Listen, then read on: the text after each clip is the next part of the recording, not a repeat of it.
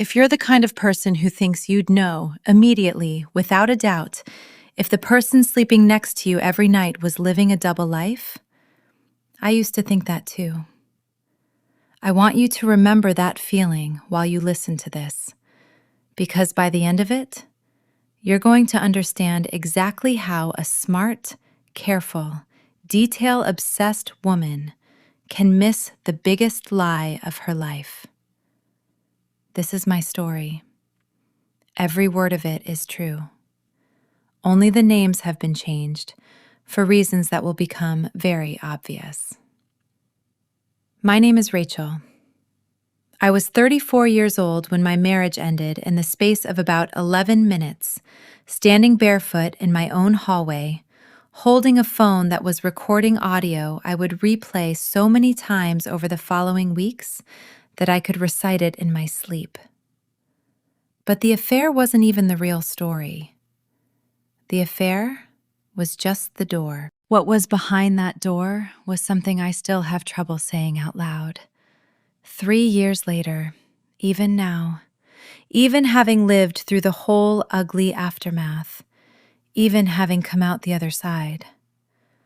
So bear with me. This is a long one, and it needs to be, because you need every piece to understand how it all connects. Let me back up. I met my husband Daniel at a friend's engagement party in Denver, in the private room of a restaurant with too much exposed brick and not enough lighting. The kind of place where everyone's face looks flattering and nobody can read the wine list. I was 28. I worked in commercial real estate finance, underwriting loans for shopping centers and office parks, a job that made me good at exactly one thing above all others: reading numbers that didn't add up. I could look at a rent roll and know within about 4 minutes whether the person who built it was lying to me, was lying to themselves, or was telling the truth. It's a strange skill to be proud of. I was proud of it anyway. Daniel was a structural engineer, tall, quiet in a way that read as confident instead of shy, the kind of man who let other people fill silences and somehow came out looking like the most interesting person in the room for not having said much. He had a slow smile and steady hands, and he listened to me talk about amortization schedules like I was telling him something fascinating, which, looking back, should maybe have been my first clue that he was very, very good at performing interest he didn't feel. But at the time, it just felt like being seen. I hadn't been seen like that before. My previous relationships had been with men who talked over me, men who needed to be the smartest person in every conversation, men who got a little cold and clipped when I made more money than they did, which, in my industry, at my level, I usually did. Daniel never seemed to care about that. He used to joke that he was marrying up, and I used to laugh and say something about diversifying my portfolio, and everyone at the table would laugh too, and it all felt so easy. That ease should have been the second clue. But I didn't know yet that ease, with certain kinds of people, is not a sign of compatibility. It's a sign of a well-rehearsed act. We dated for 2 years. We got engaged on a trip to Sedona, on a hike he'd researched meticulously, timed so we'd reach a particular overlook exactly as the light turned that deep orange red the rocks are famous for. He had planned it down to the minute. I remember thinking, this is a man who plans things. This is a man who thinks ahead. I remember feeling so lucky. I want you to sit with that detail for a second, because it's going to matter later. A man who plans things down to the minute is either someone who loves you enough to get every detail right, or someone who has had a great deal of practice making sure nothing is left to chance. I didn't know yet which one I'd married. I found out. We got married 18 months later at a vineyard outside Boulder. 60 guests, a string quartet that played Fleetwood Mac covers because I have never in my life wanted anything traditional. My mother cried. My father, who does not cry, Cried a little too. Mostly, I think, because he liked Daniel more than he'd liked anyone I'd ever brought home. My younger brother gave a best man adjacent toast that made fun of my spreadsheets and made everyone laugh. It was, by every measure I had at the time, a perfect day. We bought a house 2 years into the marriage, a 1920s brick colonial in a neighborhood called Park Hill, with a wraparound porch and original hardwood floors that Daniel refinished himself over 3 brutal weekends, on his knees with a sander, swearing at the varnish, while I brought him iced tea and pretended I wasn't a little bit turned on by how competent he was with his hands. We got a dog, a rescue mutt named Baxter with one ear that never stood upright. We talked, eventually, about kids. Nothing urgent, nothing scheduled, just the vague, warm, future tense conversations people have when they assume they have time. By the time all of this happened, the thing I'm about to tell you about, we had been married for 6 years. I was 34, Daniel was 36. On paper, we were the couple other people pointed to and said, well, at least somebody's doing it right. Here's the thing about being the couple other people point to. It means everyone is looking at the outside. Nobody, including me, was looking closely enough at the inside. The cracks, when I go back through them now with the clarity of hindsight, had been showing for close to a year. Small things, meetings that ran late without explanation, a work trip to Phoenix that got extended by 2 days for reasons that were technically plausible, a delayed inspection, a client walkthrough that got rescheduled, but that never quite lined up cleanly when I thought about them later. A new habit of taking his phone into the bathroom when he showered, which he'd never done before, which he explained when I finally asked, by saying he'd started listening to a true crime podcast in the shower, which, fine, sure, lots of people do that. A slight but real cooling in how he touched me. Not gone, not dramatic, just a half-degree less warm. The kind of thing you can talk yourself out of noticing because naming it feels paranoid and unfair. I want to be honest with you. I noticed some of this in real time. I did not ignore all of it. But I explained it away the way I think most people explain away the early signs of the trail, which is by reaching for the kindest available story. He's stressed at work. He's turning 36 and having some quiet crisis about it. We've been together 9 years total. Of course the passion cools a little. That's normal.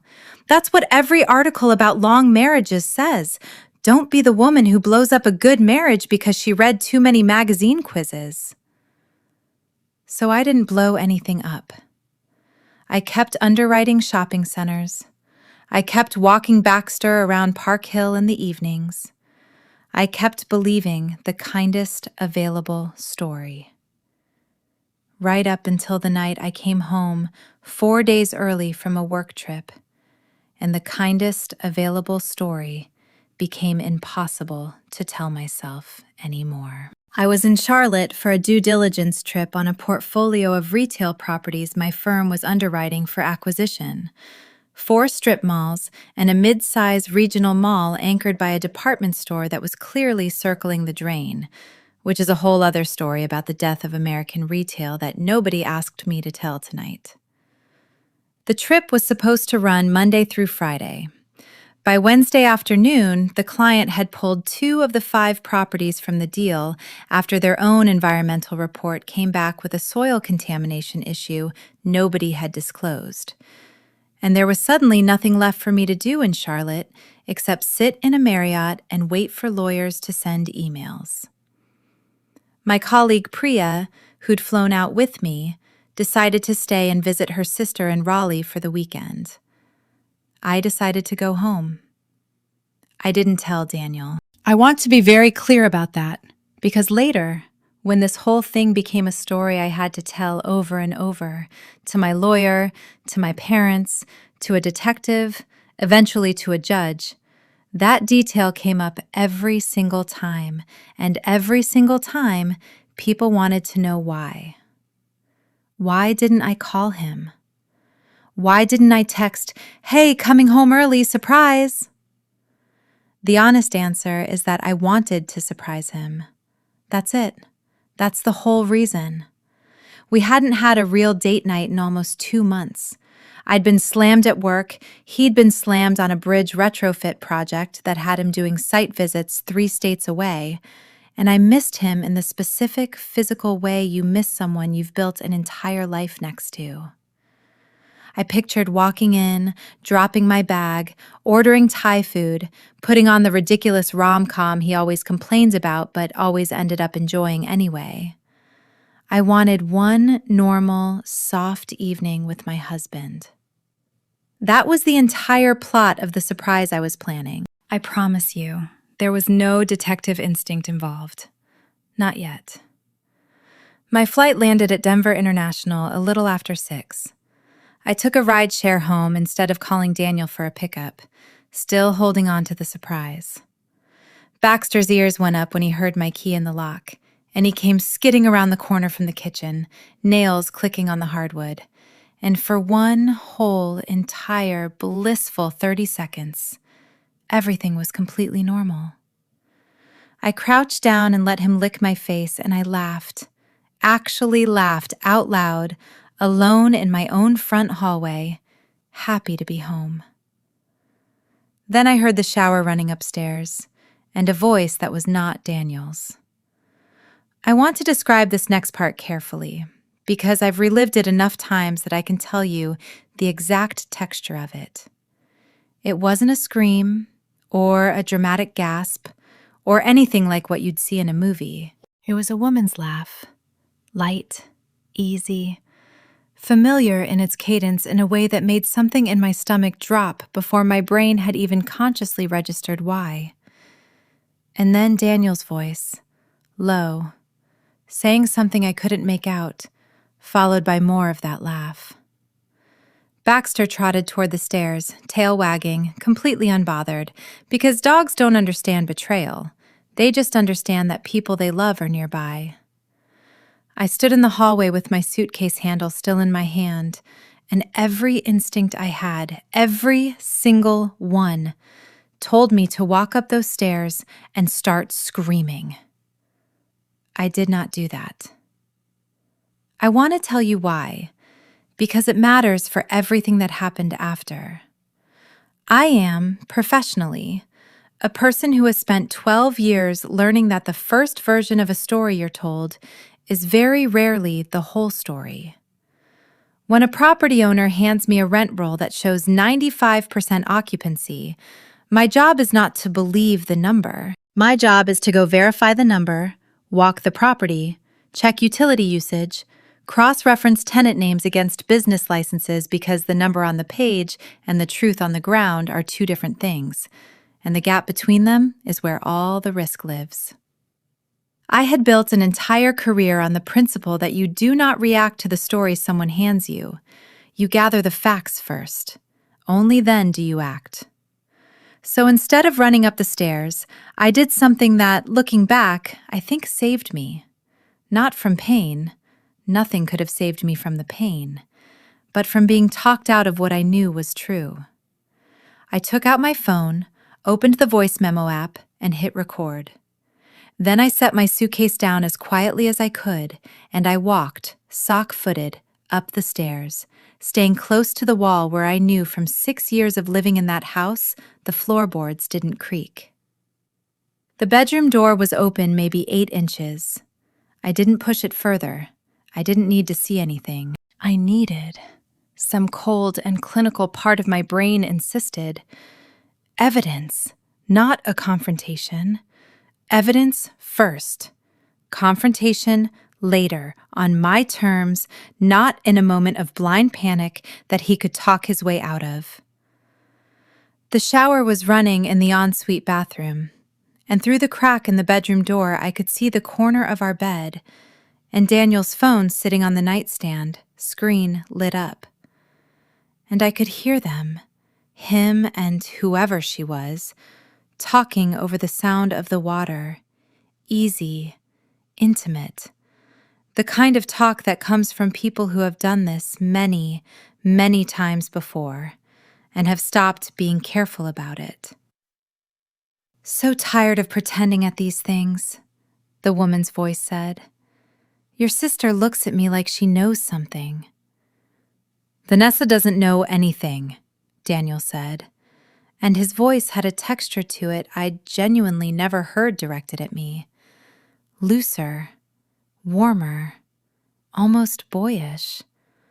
The voice of a man who isn't performing anymore because he thinks no one's watching. Vanessa thinks you're my old coworker, and that's the end of it. And Rachel? There it is. My own name, spoken by a stranger, in my own bedroom, with a question mark hanging off the end of it like it was a variable in an equation she was trying to solve. Rachel, Daniel said, and there was a pause before he said the next part. A pause I have replayed in my head more times than I can count, trying to figure out if it was guilt or a calculation or just a man choosing his words the way he chose everything, carefully. Rachel's in Charlotte until Friday. Rachel is not going to be a problem. I stood in that hallway with my phone recording in my hand, and I felt something happen inside my chest that I can only describe as a kind of quiet, total collapse. Not loud, not dramatic, more like a building coming down in a controlled demolition, floor by floor, in on itself, without a single window breaking outward. I did not make a sound. I backed away from that door exactly the way I'd come, past the creaking boards I now knew to avoid, down the stairs, past Baxter, who whined softly and followed me, confused, sensing something was wrong even though he couldn't have told you what. I picked my suitcase back up. I walked out my own front door. I sat in my car in my own driveway for 11 minutes. I checked the recording later, that's how I know the number, before I could make my hands stop shaking enough to drive. I ended up at my friend Jess's condo in Highlands, 20 minutes across town, because it was the only place I could think to go that wasn't a hotel and wasn't my parents' house, where I would have had to explain everything before I'd even had a chance to understand it myself. Jess opened the door in sweatpants, took one look at my face, and didn't ask a single question. She just pulled me inside, sat me on her couch, put a glass of water in my hand instead of the wine I clearly wanted, and waited. I played her the recording. All 11 minutes of it. Most of it just the sound of a shower running and my own breathing, but the 2 minutes in the middle that mattered. The ones with Daniel's voice and the stranger's voice and my own name hanging in the air like an accusation. Jess is a family law paralegal. She has spent 9 years watching marriages come apart in a professional capacity, filing the paperwork after other people's worst days. And I think that's part of why she didn't cry with me, didn't rage with me, didn't do any of the things I might have expected from a best friend in that moment. She got quiet and focused, the way I imagine I look when I'm underwriting a loan that smells wrong. Okay, she said when the recording ended. First, I'm so sorry. I need you to know I'm saying everything else because I love you, not because I'm not devastated for you right now. Okay. Don't go back there tonight. Don't confront him tonight. Don't call him. Don't text him. Don't do anything that lets him know you know. Every part of me wanted to argue with her. Every part of me wanted to drive back to Park Hill, walk up those stairs, and detonate the entire evening. But some other, colder part of me, the underwriter, the woman who doesn't act on the first version of the story, recognized that Jess was right, and recognized why. If I confronted Daniel that night, in the heat of it, I would get whatever version of the truth he decided in that panicked instant to hand me. He was, I already knew from 9 years of marriage, extremely good at constructing a plausible, sympathetic, carefully worded explanation on the fly. I'd watched him do it with clients, with his boss, with his mother. I did not want the fast version. I wanted the real one. "You need a lawyer," Jess said. "Not tonight, but soon. And before you do anything else, you need to figure out how bad this actually is. Because right now you know he cheated with someone, once, that you happened to overhear. You don't know how long it's been going on. You don't know who she is. You don't know anything else that might be sitting underneath this. And you need to know all of it before you decide what you're going to do. Because you cannot unring a bell. The second he knows you know, he gets to control the story." I stayed at Jess's that night. I didn't sleep, not really. I lay on her pull-out couch listening to the recording over and over on headphones, transcribing it word for word into the Notes app on my phone until I had every syllable memorized. Vanessa doesn't know anything. Vanessa thinks you're my old coworker, and Rachel is not going to be a problem. Vanessa, Daniel's older sister. I'd met her maybe a dozen times over the years. Family holidays, my own wedding, where she'd given a slightly stiff, slightly too short toast that I'd chalked up to social awkwardness rather than anything more pointed. Vanessa lived in Colorado Springs, worked as a hospital administrator, and had never, in 6 years, been anything other than perfectly, carefully polite to me. Not warm, polite. I'd always assumed that was just her personality, a little reserved, a little formal, the kind of sister-in-law you send a card to and see twice a year and don't think much more about. Lying on that pull-out couch at 3 a.m, I thought about every one of those polite, distant interactions with new eyes, and a question started forming that I couldn't shake. What, exactly, did Vanessa know that I didn't? By morning, I had a plan, or the beginning of one. I texted my boss and said I'd come down with something on the trip and needed a few personal days. I texted Priya, still in Raleigh, and asked her, without explanation, to cover a call I'd had scheduled for Monday. And I texted Daniel. This part felt like swallowing glass. A completely ordinary message. Client stuff wrapped up early, staying in Charlotte through the weekend to help Priya with the follow-up report. Home Sunday night. Miss you. 3 exclamation point free lies sent to a man who I now knew, with total certainty, had been lying to me for God knew how long. It is a strange, specific kind of pain, lying to someone in order to catch them lying to you. I don't recommend it. I also don't know what else I would have done. He texted back within 4 minutes. "Sounds good. Miss you too. Drive safe when you're back," followed by a heart emoji. I sat and stared at that heart emoji for a very long time. I stayed in Denver, but I didn't go home. I checked into a Hampton Inn off Colorado Boulevard under my maiden name, paid cash, and spent Friday and most of Saturday doing something I never in my life imagined I'd be doing. Quietly, methodically, building a case file on my own husband. Jess connected me with a private investigator she'd worked with on other family law matters, a retired Denver PD detective named Marcus Feld, who ran a small licensed agency out of a strip mall office in Aurora that smelled like old coffee and printer toner. Marcus was maybe 60, built like a retired linebacker, and had the unhurried, unshockable manner of a man who had seen every possible version of what I was about to tell him. I sat across a folding table from him on Saturday morning and played him the recording. He listened to it twice, took notes on a yellow legal pad in handwriting I could barely read upside down, and asked me a series of questions that felt less like an interrogation and more like a doctor taking a careful history before a diagnosis. How long had Daniel been traveling more than usual? About 8 months, I said, thinking of the extended Phoenix trip, a handful of other overnight site visits that had crept from occasional to routine. Had his spending patterns changed? I didn't know.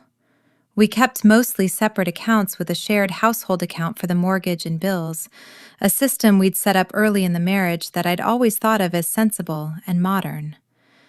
Sitting in Marcus's office, I realized for the first time that it also meant I had almost no visibility into what my husband actually did with his money. Did I know the name of the woman in the recording? No. I only had Vanessa doesn't know anything, which was Daniel's sister's name, not hers. Marcus told me 2 things that Saturday that I have thought about many times since. The first was practical. In Colorado, I was legally allowed to record that conversation because Colorado is a one-party consent state, meaning as long as one person in the conversation, in this case me, consents to the recording, it's legal, even though I wasn't a visible participant in the conversation itself, because I was present in my own home. That recording, Marcus said, was admissible, and it was gold. Most people never get anything that clean. The second thing he told me was less practical and more like a warning wrapped in professional experience. In my job, he said, setting his pen down, the cheating is almost never the whole story. It's usually the visible 10%. People who are careful enough to build a whole separate life for 8-9 months without their spouse catching on, that kind of person is usually organized, compartmentalized. And once you start pulling one thread on somebody like that, in my experience, you find out the compartments go deeper than you thought. I'm not telling you that to scare you. I'm telling you because I want you to be ready for the possibility that what you heard in that recording is the smallest part of what's actually going on. I didn't know, sitting in that office, how right he'd turn out to be. Marcus's plan was straightforward. He'd run a discreet trace on Daniel's known vehicle and phone, nothing illegal, all public records and surveillance-based work, the kind of thing licensed PIs do every day, starting Monday, when Daniel would assume I was still in Charlotte. In the meantime, he told me, there was something I could do myself that wouldn't require any special license. Go home, act completely normal, and pay close attention to anything Daniel said or did that didn't add up. Write it all down. Dates, times, exact wording if I could remember it. Build a timeline. People who are lying, Marcus said, are consistent about the big lie and sloppy about the small details around it. And the small details were what would eventually make the whole structure visible. I went home Sunday night, as planned, my rolling suitcase and my composed face and my 9 years of practice being married to this man, all doing exactly what they were supposed to do. Daniel met me at the door with a hug that lasted exactly as long as it always did. Baxter did his happy spin. The house smelled like the candle I always burned in the front hall. Everything was so normal that for one disorienting second, I almost let myself believe I'd imagined the whole thing, that the recording on my phone was some fever dream from jet lag and exhaustion. Then I saw, on the kitchen counter, a receipt from a restaurant downtown. Wednesday's date, a $214 tab, 2 entrees, a bottle of wine, tucked half under the fruit bowl like he'd meant to throw it away and forgotten. Wednesday. The day I'd been in the Charlotte Marriott listening to lawyers argue about soil contamination. The day I now knew that he'd told the woman in our shower that I was in Charlotte until Friday and wasn't going to be a problem. I put the receipt in my coat pocket and I smiled and I said, "How was your week?" And he said, "Slow, mostly. I missed you." And I said, "I missed you too." And I meant it, in the sick, complicated way you can mean something that is also, simultaneously, a devastating lie about the state of your own heart. That was the beginning of 6 weeks I still think of as the strangest of my life. 6 weeks of living two completely separate existences inside the same house, the same bed, the same marriage.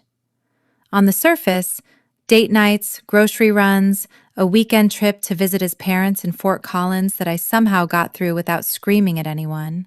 Underneath, a growing folder on a password-protected drive, time-stamped notes on every unexplained absence, every vague answer to a specific question, every receipt I found and photographed and returned exactly to where I'd found it before he noticed it was gone. Marcus's team picked up the trail faster than I expected. By the second week, he had confirmed that Daniel was making regular trips, not to job sites, not to the office, but to a townhouse complex in Louisville, Colorado, a bedroom community about 25 minutes northwest of Denver, a place that, as far as I knew, had absolutely no connection to Daniel's work, his family, or anything else in our life together. He went there on Tuesday evenings and every other Saturday afternoon, like clockwork, always telling me a version of the same story. A site inspection running long, a beer with a coworker, once, memorably, a claim that he'd lost track of time at the climbing gym, despite the fact that Daniel had not climbed anything since a group outing 3 years earlier that had left him with a sprained ankle and a lasting aversion to chalk bags. I want to pause here and tell you something about what those 6 weeks did to me, because I think it's the part of the story people understand the least. It wasn't just the betrayal that hollowed me out. It was the performance of it, mine and his both. I got up every morning and made coffee for a man I was actively building a legal case against. I laughed at his jokes. I let him hold my hand at his cousin's baby shower. Some nights I genuinely, physically ached with how much I still loved the version of him I'd married, even while a separate part of my brain was cataloging every lie with the same cold precision I brought to a bad rent roll. Grief and investigation, it turns out, can occupy exactly the same body at exactly the same time. Nobody warns you about that. Marcus recommended I let him and his team handle any direct surveillance. I listened to that advice for exactly 17 days, which, in hindsight, is longer than I expected myself to hold out, and which Jess still says was a personal record for my patience, given the circumstances. But there's a particular kind of need that builds up in you when you know a piece of information exists and you are choosing, deliberately, not to look at it. It's not curiosity. Curiosity is casual. This was closer to hunger. On a Tuesday evening in late October, I told Daniel I had a work dinner with a lenders' council that was running late, and I drove to Louisville myself. The townhouse Marcus's report identified sat in a newer development off South Boulder Road, one of those beige and stone complexes that all look like they were built from the same 3 architectural blueprints, rotated and recolored to create the illusion of variety. I parked across the street and 2 doors down, in front of a house with its lights off, and I sat in my car with my coat collar up and my heart doing something violent and irregular in my chest. And I waited. Daniel's truck was already in the driveway when I got there. I made myself sit there for 40 minutes, doing absolutely nothing, which is its own particular kind of torture, before the front door opened and a woman stepped out onto the small covered porch to say goodbye to him. She was maybe 30, dark hair pulled back in a low ponytail, wearing a cardigan over what looked like scrub pants, the kind of comfortable, unglamorous outfit that read as domestic rather than illicit, which somehow made it worse. This was not a woman dressed for an affair. This was a woman dressed for an evening at home. Daniel kissed her on the porch, not a rushed, furtive kiss, but an unhurried one, his hand at the small of her back, the kind of kiss 2 people give each other at the end of an ordinary Tuesday, the kind of kiss that comes from routine, from familiarity, from months, maybe years, of exactly this. And then, just before he turned to walk to his truck, the porch light caught something I hadn't noticed at first. A stroller, folded and leaning against the porch railing, half hidden behind a potted mum. I sat in that car for another 20 minutes after Daniel's truck pulled away, staring at that stroller, feeling something inside me shift from devastation into a colder, more focused gear. A stroller meant a child. A child meant this wasn't a fling, wasn't a few stolen Tuesday evenings that had gotten out of hand. A child meant time, real time, enough time to conceive, carry, and deliver a baby. And enough time after that for whoever this woman was to feel comfortable enough to leave a stroller sitting out on her porch on a Tuesday evening, like it belonged there, like this was simply her life. I called Marcus the next morning instead of Jess, because I needed the version of this conversation that came without emotion attached to it, and I told him what I'd seen. There was a pause on the line, longer than I expected from a man I'd come to understand didn't rattle easily. "Rachel," he said, "I want you to let me and my team take it from here on the personal observation. Not because you did anything wrong last night. You didn't. You stayed in your car. You didn't approach anyone. That's fine. That's legal. But if there's a child involved, this stops being a straightforward infidelity case, and I want more eyes on it before you go anywhere near that house again." I asked him what he meant by stops being a straightforward infidelity case. He didn't answer that directly, not yet, which, in retrospect, I understand.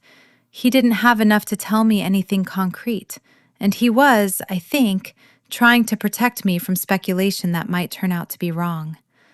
But something in his voice told me he already had a theory, and that the theory scared him a little, which scared me considerably more, because Marcus Feld did not strike me as a man who scared easily. It took his team 11 more days to bring me an answer. 11 days in which I kept living my double life. Coffee, Baxter, date nights, the performance of a marriage, while, unbeknownst to Daniel, 3 separate lines of inquiry were closing in around him.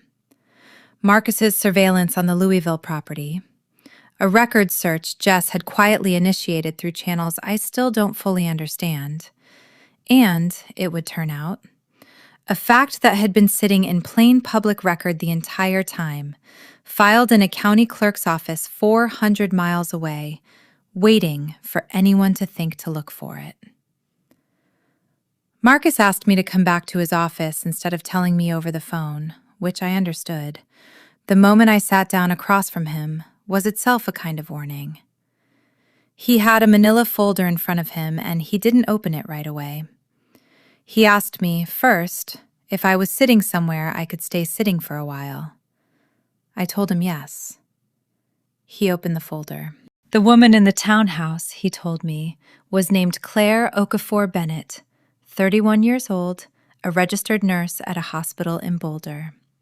She had a daughter, 22 months old, named Ivy, and according to a marriage certificate on file with the Clark County Clerk's Office in Las Vegas, Nevada, Claire Okafor had married a man named Daniel Marcus Whitfield, my husband, whose full legal name I had genuinely never had reason to say aloud in its entirety before that moment, on March 14th, 9 years earlier.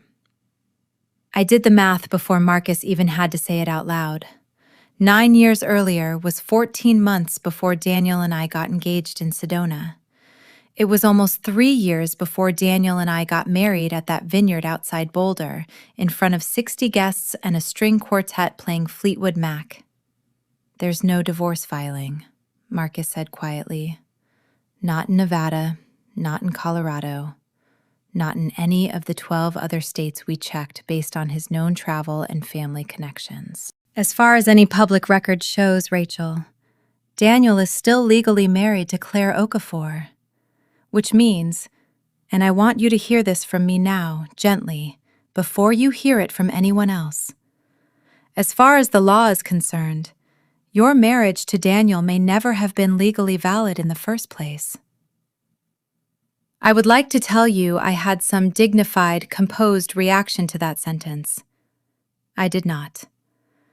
I sat in a strip mall PI office in Aurora, Colorado, and I made a sound I had never made before and have not made since.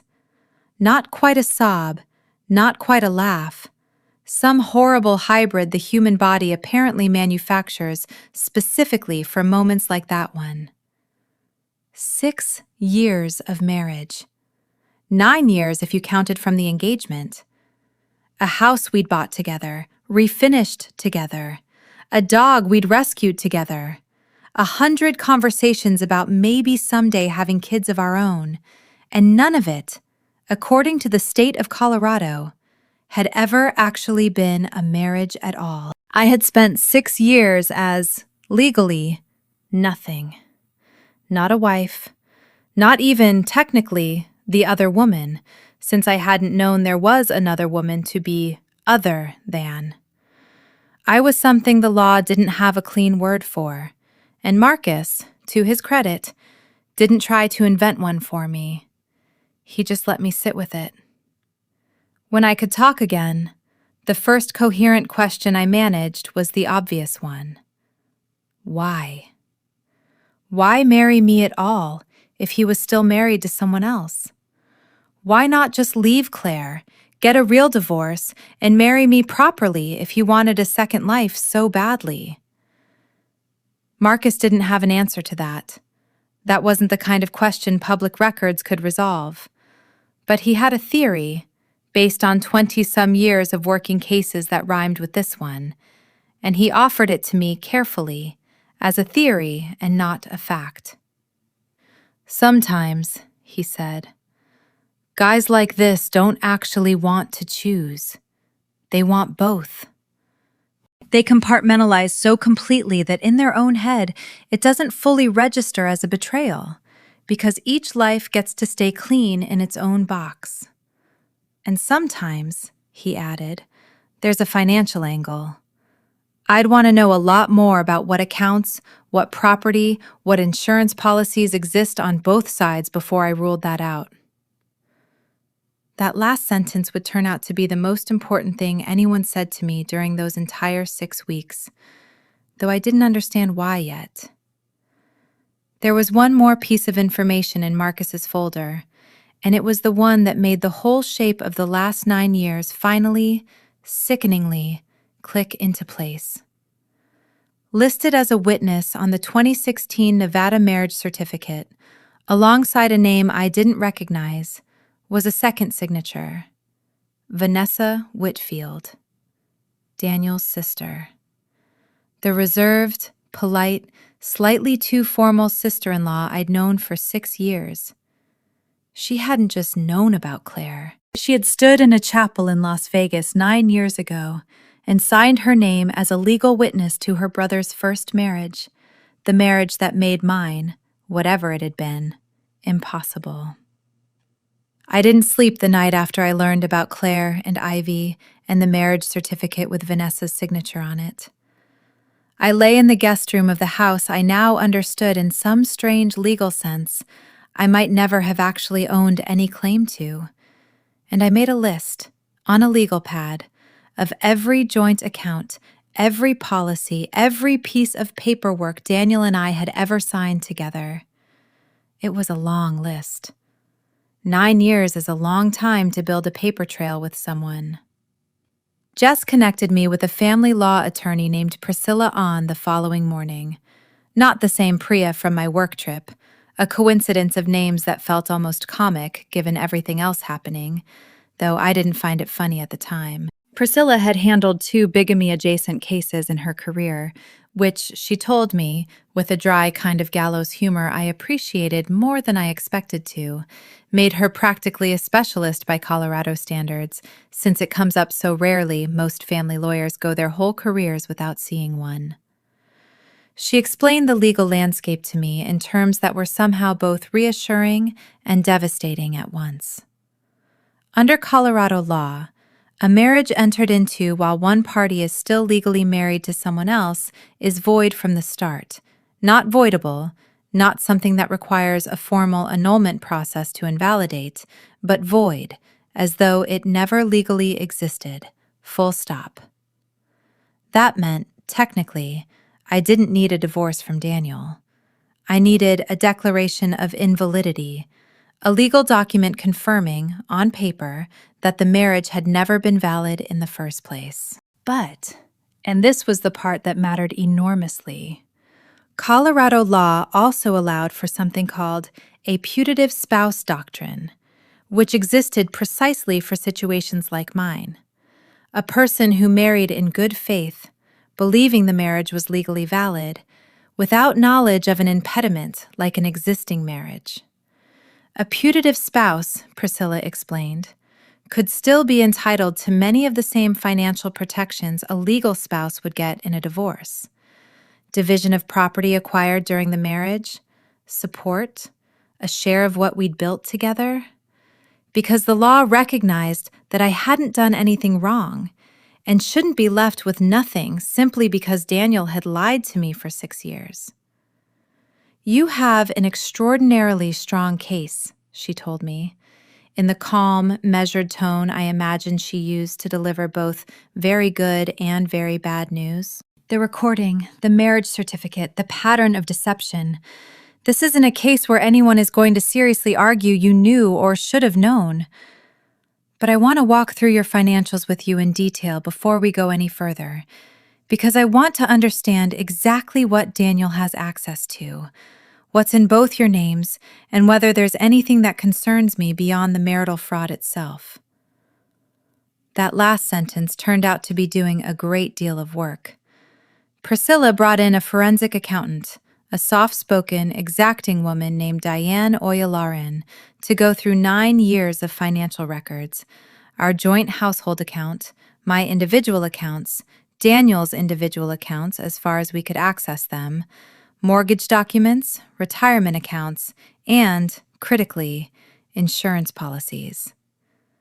It took Diane a little over 2 weeks to put together a picture that made Marcus's earlier comment about a financial angle suddenly feel a great deal less abstract. 4 years earlier, Daniel had taken out a life insurance policy on me, a $1.2 million term policy, well beyond what our mortgage or any reasonable financial planning would have called for given our actual income and debts.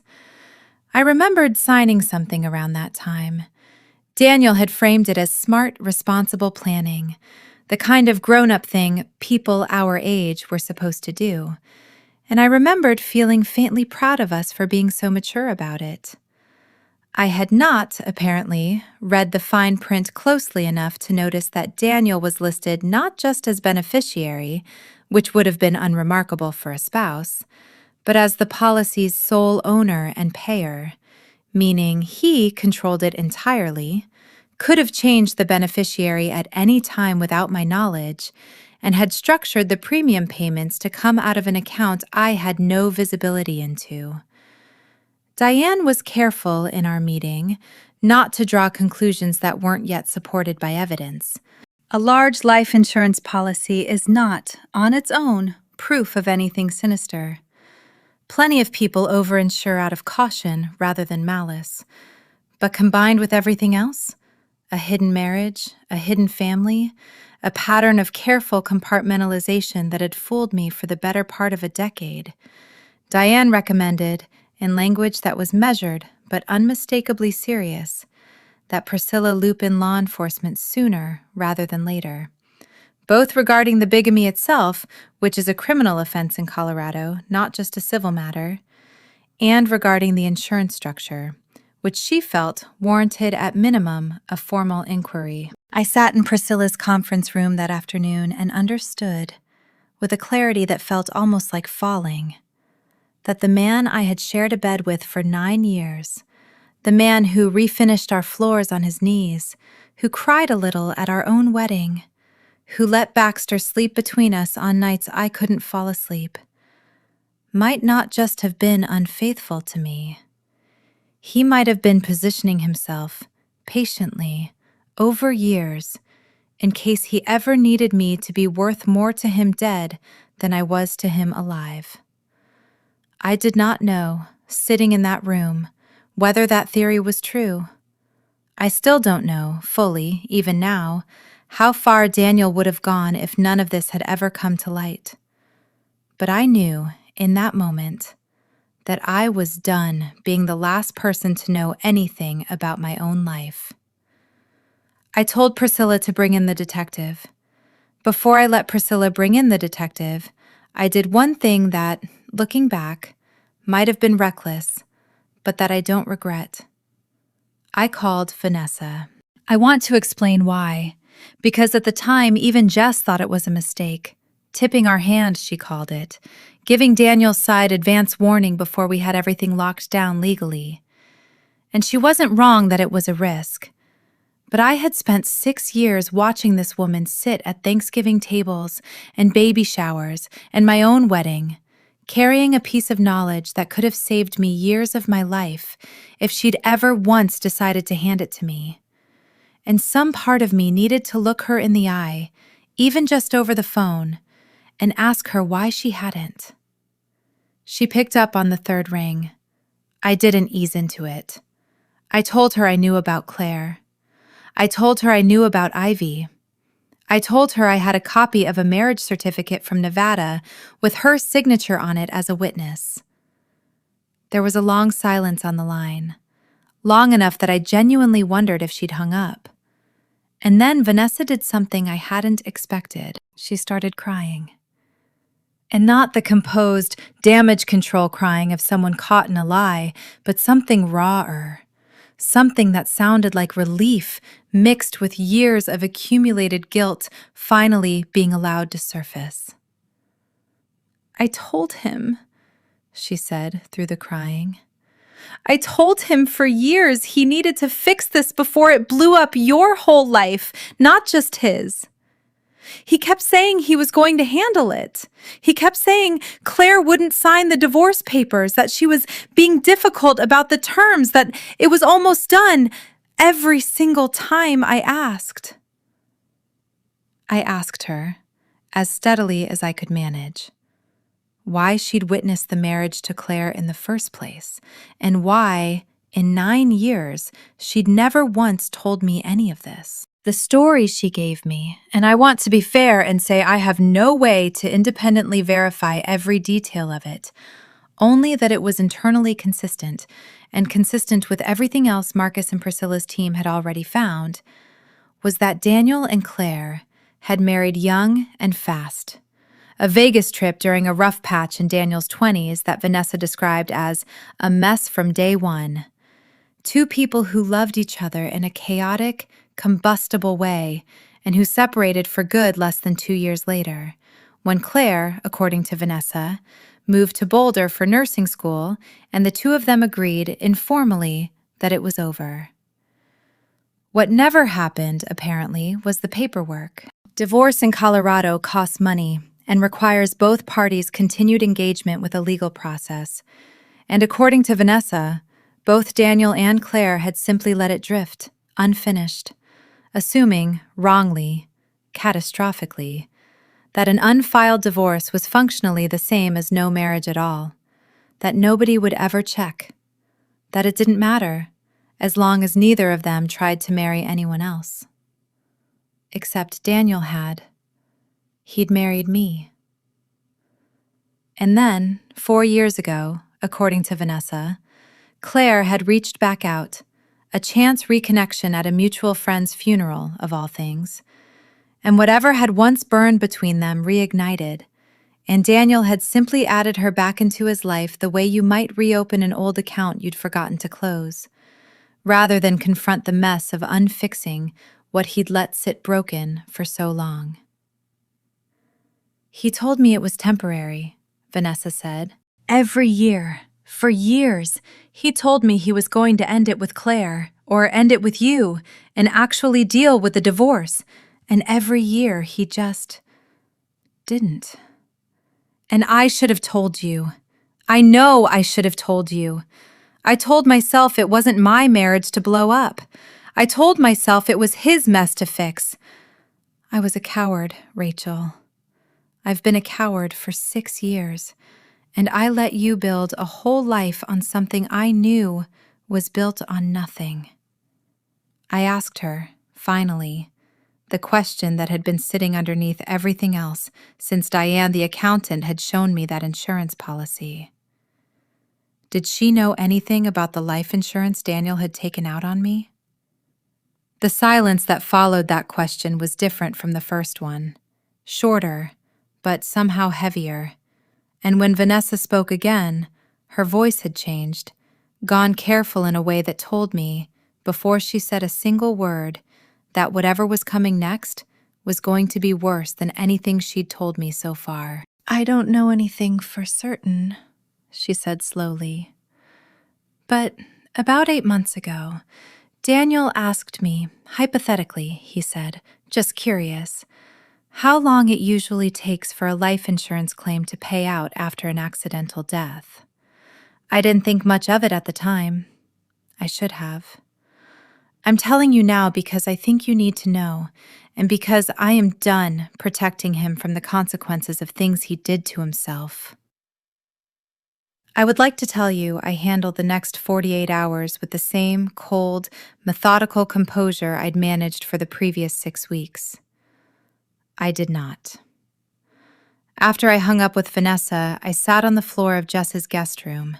I'd moved back in with her permanently by that point, though Daniel still didn't know it, still believed I was staying with Priya, to give him space to think, after a fight I'd manufactured about something small and plausible. And I shook for a long time.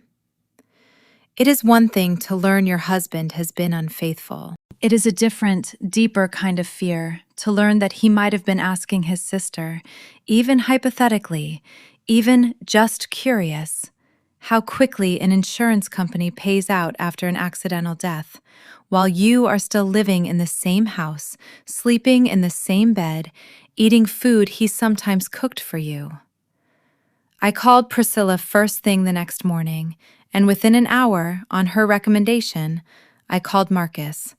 And within 2 hours, Marcus had connected me with a detective from the Denver Police Department's Financial Crimes Unit, a woman named Detective Reyes, sharp-eyed and unhurried in a way that reminded me a little of Marcus himself, the professional stillness of someone who has learned that panic helps nobody. I want to be careful here, because I think it's important, and because it's the honest truth. Detective Reyes told me, clearly, that a single hypothetical question relayed secondhand through a sister was nowhere near enough to support any kind of criminal charge related to intent to harm. What it was enough for, she said, was to take seriously as a safety concern while the rest of the investigation, the bigamy, the fraud, moved forward through proper channels. I'm not going to tell you he was planning to hurt you, she said. I don't know that, and neither do you. And it's important we don't get ahead of the actual evidence. But I am going to tell you that you should not be alone in a house with this man while any of this is unresolved. And that's true regardless of what his intentions were. I had already, without fully admitting it to myself, stopped sleeping at the Park Hill house 9 days earlier. Everything after Vanessa's call simply confirmed the instinct I'd already been quietly acting on. What changed in the days that followed was the shape of my exit. With Priscilla's guidance, I stopped trying to keep my double life balanced and started, deliberately, dismantling it on my terms. I want to walk you through this part carefully, because I think it's the part that matters most for anyone listening to this who might, someday, find themselves in some version of my position. Priscilla told me the same thing Marcus had told me back at the very beginning. Do not let him know you know. Not yet. Not until every piece of protection is in place. So over the course of 9 days, quietly, methodically, I did the following. I opened a new individual bank account at a different institution and had my paycheck redirected there. I photographed every piece of financial documentation I could access, from tax returns to the insurance policy paperwork to old bank statements, and stored digital copies in 3 separate places. I removed my name from our joint credit card as an authorized user before Daniel could think to do it to me first, on Priscilla's advice, since a void marriage complicates who's legally responsible for what going forward, and she wanted my exposure minimized. I quietly retrieved my grandmother's jewelry, my passport, and the handful of physical documents that mattered most to me from the house, during a window on a Wednesday afternoon when I knew, from 6 weeks of tracking his schedule, that Daniel would be at a job site until at least 6. Baxter was the hardest part. I couldn't take him during that window without it being obvious something had changed, and the thought of leaving him in that house, even temporarily, even knowing I had a plan to get him back, is genuinely one of the harder things I've done in this entire ordeal, which should tell you something about how much easier dogs are to love uncomplicatedly than people. On the 10th day, with Priscilla's petition for a declaration of invalidity drafted and ready to file, with Detective Reyes's investigation formally opened, with a restraining order request prepared as a precaution in case Daniel reacted badly, and with a moving company on standby, I finally let Daniel find out that I knew. I didn't tell him myself. Priscilla had a process server deliver the paperwork to him at his office on a Thursday morning, which she explained was standard practice specifically because it happens in a public, professional setting with witnesses at a time when a person is less likely to react explosively than they might at home, alone, in the evening, with access to whatever they might reach for in a moment of panic. I know that sounds dramatic. Detective Reyes did not think it was dramatic. Neither, by that point, did I. I found out what happened next secondhand, from Vanessa, who called me that evening, her voice unsteady, to tell me that Daniel had called her from the parking garage outside his office, incoherent, alternating between rage and something that sounded, in her retelling, uncomfortably close to grief. As though some part of him had genuinely believed, against all evidence and all logic, that he was going to be able to keep both lives running indefinitely, forever, without either one ever finding out about the other, and that the sheer fact of being caught had knocked something loose in him that even he hadn't expected. I did not, and do not, feel sorry for him. I want to be honest about that. But I understood, hearing it, that I had done the right thing keeping myself out of that parking garage and out of that house until every piece of paper protecting me was signed, filed, and in Priscilla's hands. I did not expect to ever speak to Claire Okafor. As far as I understood the situation in those first weeks, she was simply the other piece of Daniel's hidden life, a woman he'd never actually divorced, a woman raising his toddler daughter in a townhouse in Louisville, a woman who, as far as I knew, might not even be aware that I existed at all. Priscilla had warned me, gently, that Claire might turn out to be just as much a victim in this as I was, or she might turn out to be something else entirely, a willing participant who'd known about me the whole time and simply hadn't cared. I braced myself for either possibility. I got, as it turned out, something closer to the first.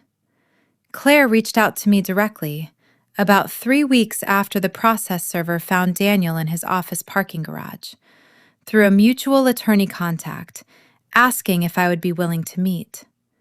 I said yes before I'd fully thought through why. Jess offered to come with me.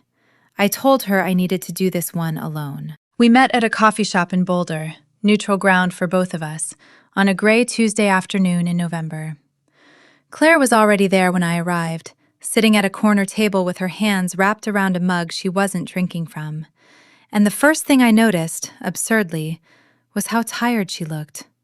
Not glamorous, not the confident mistress of my imagination, just exhausted, in the specific way of a working single mother, which, functionally, she had been for most of Ivy's life, even with Daniel technically in the picture on Tuesday evenings and every other Saturday. She told me her side of it in a flat, careful voice, like someone who had rehearsed the words many times in the shower or the car, trying to figure out how to say them without falling apart. She and Daniel had married young, in Vegas, on impulse, during a period she described, with real pain in her voice, as the worst 2 years of both our lives. A time when Daniel's father was dying slowly and badly, when Daniel had been drinking more than either of them liked to admit, when the marriage had been less a romantic choice than two drowning people grabbing onto each other. They'd separated less than 18 months later. She'd moved to Boulder for nursing school. She had genuinely, completely believed for years that some divorce paperwork existed somewhere, filed and settled and finished, because Daniel had told her it was handled. The same way, it turned out, he'd been telling Vanessa it was handled. The same way he'd apparently been telling himself it was handled. She found out 4 years ago, at a mutual friend's funeral, that Daniel was not divorced, was in fact happily and, as far as she knew at the time, faithfully married to a woman named Rachel in Denver. She told me she'd been horrified. She told me she'd told him at the funeral reception, in a bathroom, in a whispered, furious conversation, that he needed to fix this immediately, file the divorce, formally end whatever this was, before anyone got hurt.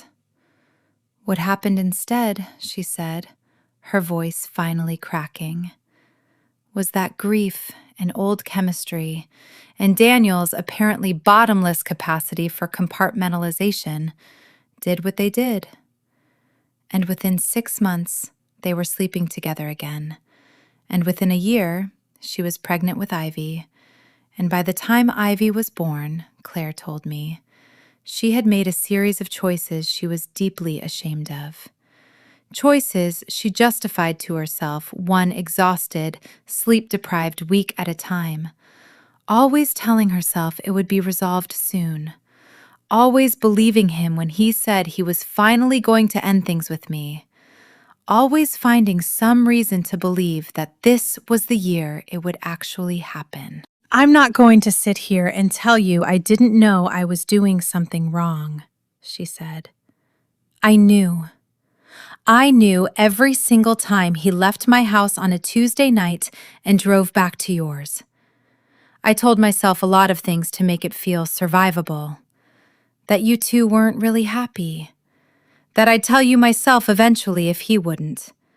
That Ivy deserved a father even if the circumstances were a mess. None of that makes it okay. I'm not asking you to forgive me. I don't think I'd forgive me if our positions were switched. I sat with that for a long moment before I asked her the question I'd actually come there to ask underneath everything else. Did she know anything about the life insurance policy, or about the question Daniel had apparently asked Vanessa about how quickly insurance claims paid out after an accidental death?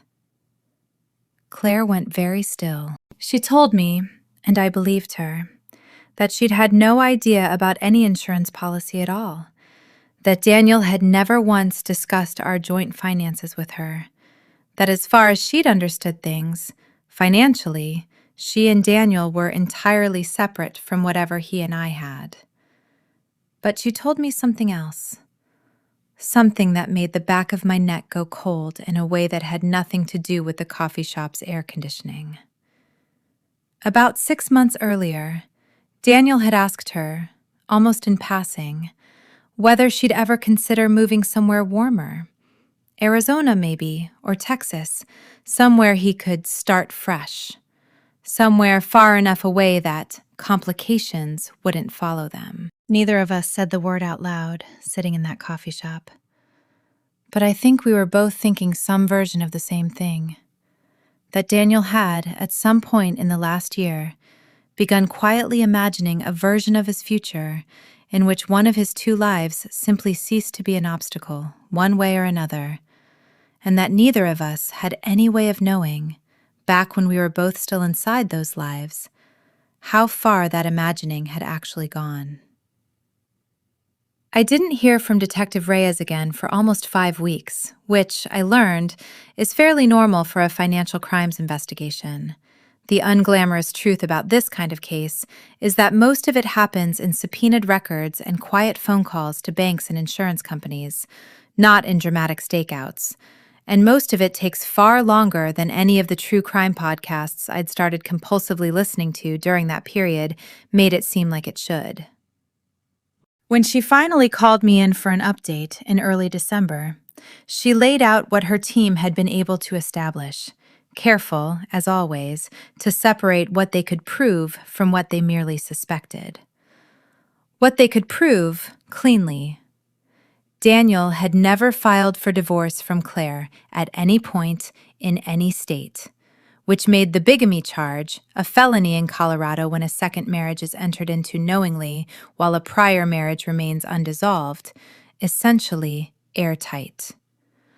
They could also prove, through Diane the forensic accountant's work, that Daniel had structured the $1.2 million life insurance policy on me in a way that gave him sole control over the beneficiary designation, that he'd made the required premium payments from an account I had no access to or knowledge of, and that 8 months before the night I came home early from Charlotte, he had contacted the insurance company to inquire about the process for updating a beneficiary designation, though, critically, he had never actually completed that change. The beneficiary on file at the time everything came apart was still, in fact, listed as his estate, with a provision that would have passed the proceeds through to whoever inherited from him, which, Reyes explained carefully, given that our marriage was void, might well have ended up being Daniel himself, structured through some other mechanism, or possibly even Claire and Ivy, depending on how his estate planning had actually been arranged. He'd apparently been in the process of figuring that part out. What they suspected but couldn't fully substantiate, at least not to a criminal standard, intent to actually harm me. The hypothetical question to Vanessa about how quickly insurance claims paid out after an accidental death was, on its own, exactly what Detective Reyes had told me from the beginning. Not enough. There was no evidence of any concrete plan, no purchased weapon, no researched method, nothing that crossed the line from a man thinking uncomfortable thoughts he never should have had into a man taking active steps toward hurting his wife. Reyes was very clear with me that she was not going to overstate what the evidence showed, even though I could tell, in the careful way she chose her words, that she found the pattern as unsettling as I did. "I want to be straight with you," she told me. "I've worked cases where guys like this never take a single concrete step, and I've worked cases where they do, and honestly, in my experience, the difference often comes down to whether they get caught first. You caught him first, Rachel. Whatever he was or wasn't planning, you didn't give him the runway to find out. I think that matters more than people always realize." I sat with that sentence for a long time after I left her office. I still sit with it, sometimes, on nights when the whole thing replays uninvited in my head. I will never know, with certainty, what Daniel might eventually have done if I hadn't come home 4 days early from a trip to Charlotte to be surprised by a cheating husband and instead found something so much larger and darker underneath it. I have made a kind of uneasy peace with not knowing. Some questions, I've learned, don't come with answers. You just have to learn to carry them without letting them run the rest of your life. I saw Daniel in person for the first time since the process server found him in that parking garage almost 2 months later at a mediation session Priscilla had arranged as part of settling the civil side of everything, the division of the house, the joint accounts, the practical wreckage of 9 years of a life that had turned out to be built on a legal fiction. Criminal proceedings for the bigamy charge were moving on a separate track, slower, working their way through the DA's office, but the civil settlement, Priscilla told me, would go faster and smoother if we could resolve most of it through mediation rather than dragging it through a full trial. I want to describe what it was like seeing him, because I think people expect these moments to be cinematic, and mine mostly wasn't. He looked smaller than I remembered, which I know sounds like something out of a movie voiceover, but it was simply true. He'd lost weight. His suit didn't fit quite right anymore, and he had the gray, unslept look of someone whose entire architecture of careful lies had come down on top of him all at once. Some small, stubborn, exhausted part of me still felt an old ache looking at him. The muscle memory of 9 years of loving someone, even sitting there across a conference table, knowing everything I now knew. I think that's normal. Nobody warned me it would still be true, and I want to say it plainly here in case anyone listening needs to hear it. Loving the person who devastated you doesn't fully switch off just because you finally have all the facts. It fades. It doesn't vanish on command. He tried early in that session, before the lawyers really got into the financial weeds, to talk to me directly. Priscilla stepped in immediately, reminding him that direct communication outside of the formal process wasn't appropriate. But not before he managed to get out a handful of words. "Rachel, I never wanted to hurt you. I know how that sounds right now, but I need you to know that." I did answer him, once, despite Priscilla's raised hand, because I had been waiting 2 months to say it, and I was not going to leave that room without saying it. "You didn't want to hurt me," I said. "You wanted 2 lives, and you wanted them both to stay comfortable. And you decided a long time ago that my comfort mattered less than yours. Whether or not you meant to hurt me isn't actually the point, Daniel. You did it anyway, on purpose, for 9 years, one choice at a time. Intentions don't rebuild any of that." He didn't have an answer to that. I don't think there is one. The mediation itself, once we actually got into it, was almost anticlimactic after the emotional weight of everything leading up to it. Hours of careful, procedural back and forth over asset division, complicated by the fact that our marriage being legally void changed the entire framework the mediators normally would have used. Because I qualified as a putative spouse under Colorado law, I was entitled to an equitable share of the property we'd acquired together, treated functionally the way it would have been treated in a divorce, despite the marriage never having technically existed. The house in Park Hill, appraised by that point at nearly $780,000, the product of 6 years of a hot Denver real estate market and a lot of Daniel's own sweat equity refinishing those floors, became the single largest point of negotiation. In the end, and this took 3 separate mediation sessions to fully hammer out, I received the house outright, along with a settlement from Daniel's retirement accounts that Priscilla had fought hard for, given what Diane's forensic accounting had revealed about how carefully he'd managed to keep certain assets technically separate from our joint life. Daniel's attorney, to his credit, didn't fight every single point as hard as he could have. I got the sense, watching him during those sessions, that even he understood how badly his client's position had been undercut by the sheer scale of what had come out, and that a protracted fight risked making everything worse for Daniel once the criminal case moved forward. I kept Baxter. That one, at least, nobody contested. The criminal case took almost a year to reach a resolution, which Priscilla told me was actually fast by the standards of the Denver court system, though it did not feel fast living through it. Daniel's attorney negotiated a plea deal rather than taking the bigamy charge to trial, which Detective Reyes told me was the outcome she'd expected from the start. Given how airtight the paperwork was, There was simply no version of a defense that could explain away a signed, witnessed marriage certificate from Nevada with no accompanying divorce filed anywhere in the years since. He pled guilty to felony bigamy. The insurance-related questions never resulted in separate criminal charges. Detective Reyes had been honest with me from the beginning that the "how quickly do claims pay out" conversation, however unsettling, simply didn't cross the legal threshold into anything prosecutable on its own. And I've made peace with the fact that some of what happened in this story will never have a tidy legal ending. Just an uneasy, permanent question mark.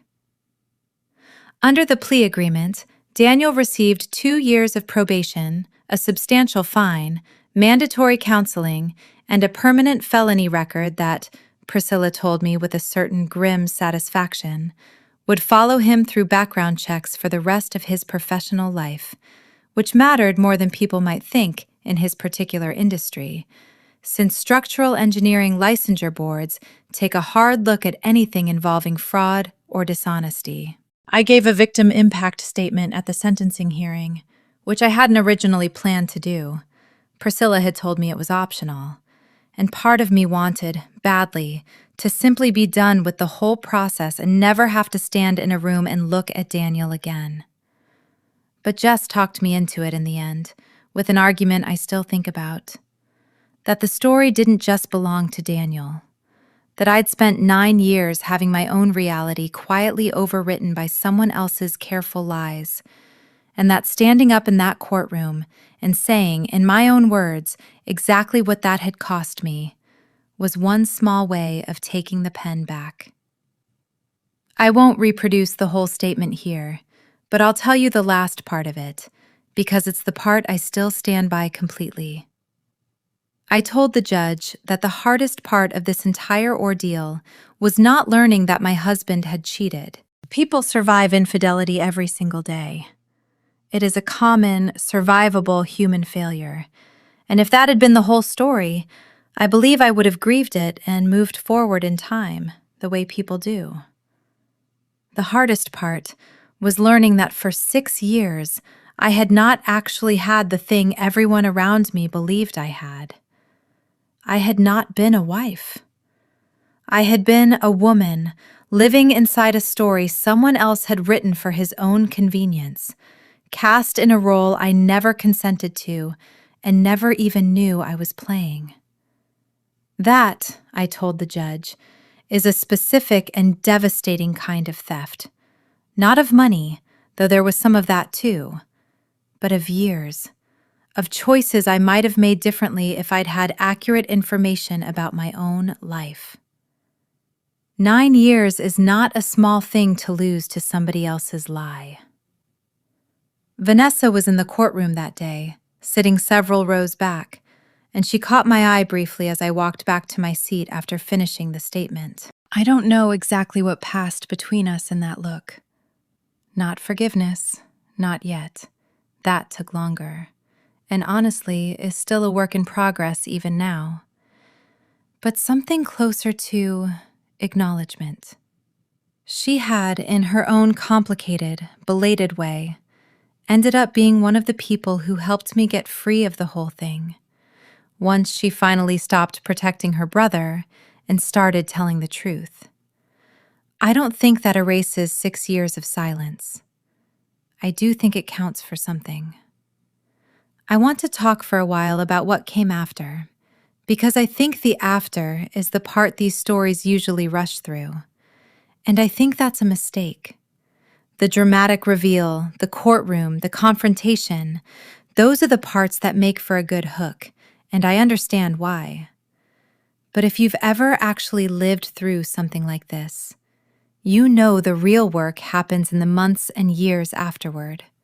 In the unglamorous, unrecorded stretch of time where you have to figure out how to be a person again. The first few months in the Park Hill house alone were strange in ways I hadn't anticipated. I had won the house, legally, cleanly, and I was genuinely glad to keep it.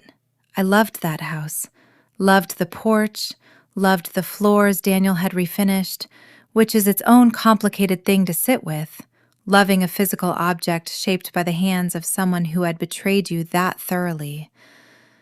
But it was also, inescapably, the house I'd walked into on an ordinary Tuesday evening and heard a stranger's laugh coming from my own bedroom. For the first several weeks back, I couldn't walk past that bedroom door without my chest tightening. I ended up, eventually, repainting it myself. Not because paint fixes trauma, obviously, it doesn't, but because I needed to do something physical and deliberate to that room that was mine, on my terms, with my own hands, the same way Daniel had once put his hands on those floors.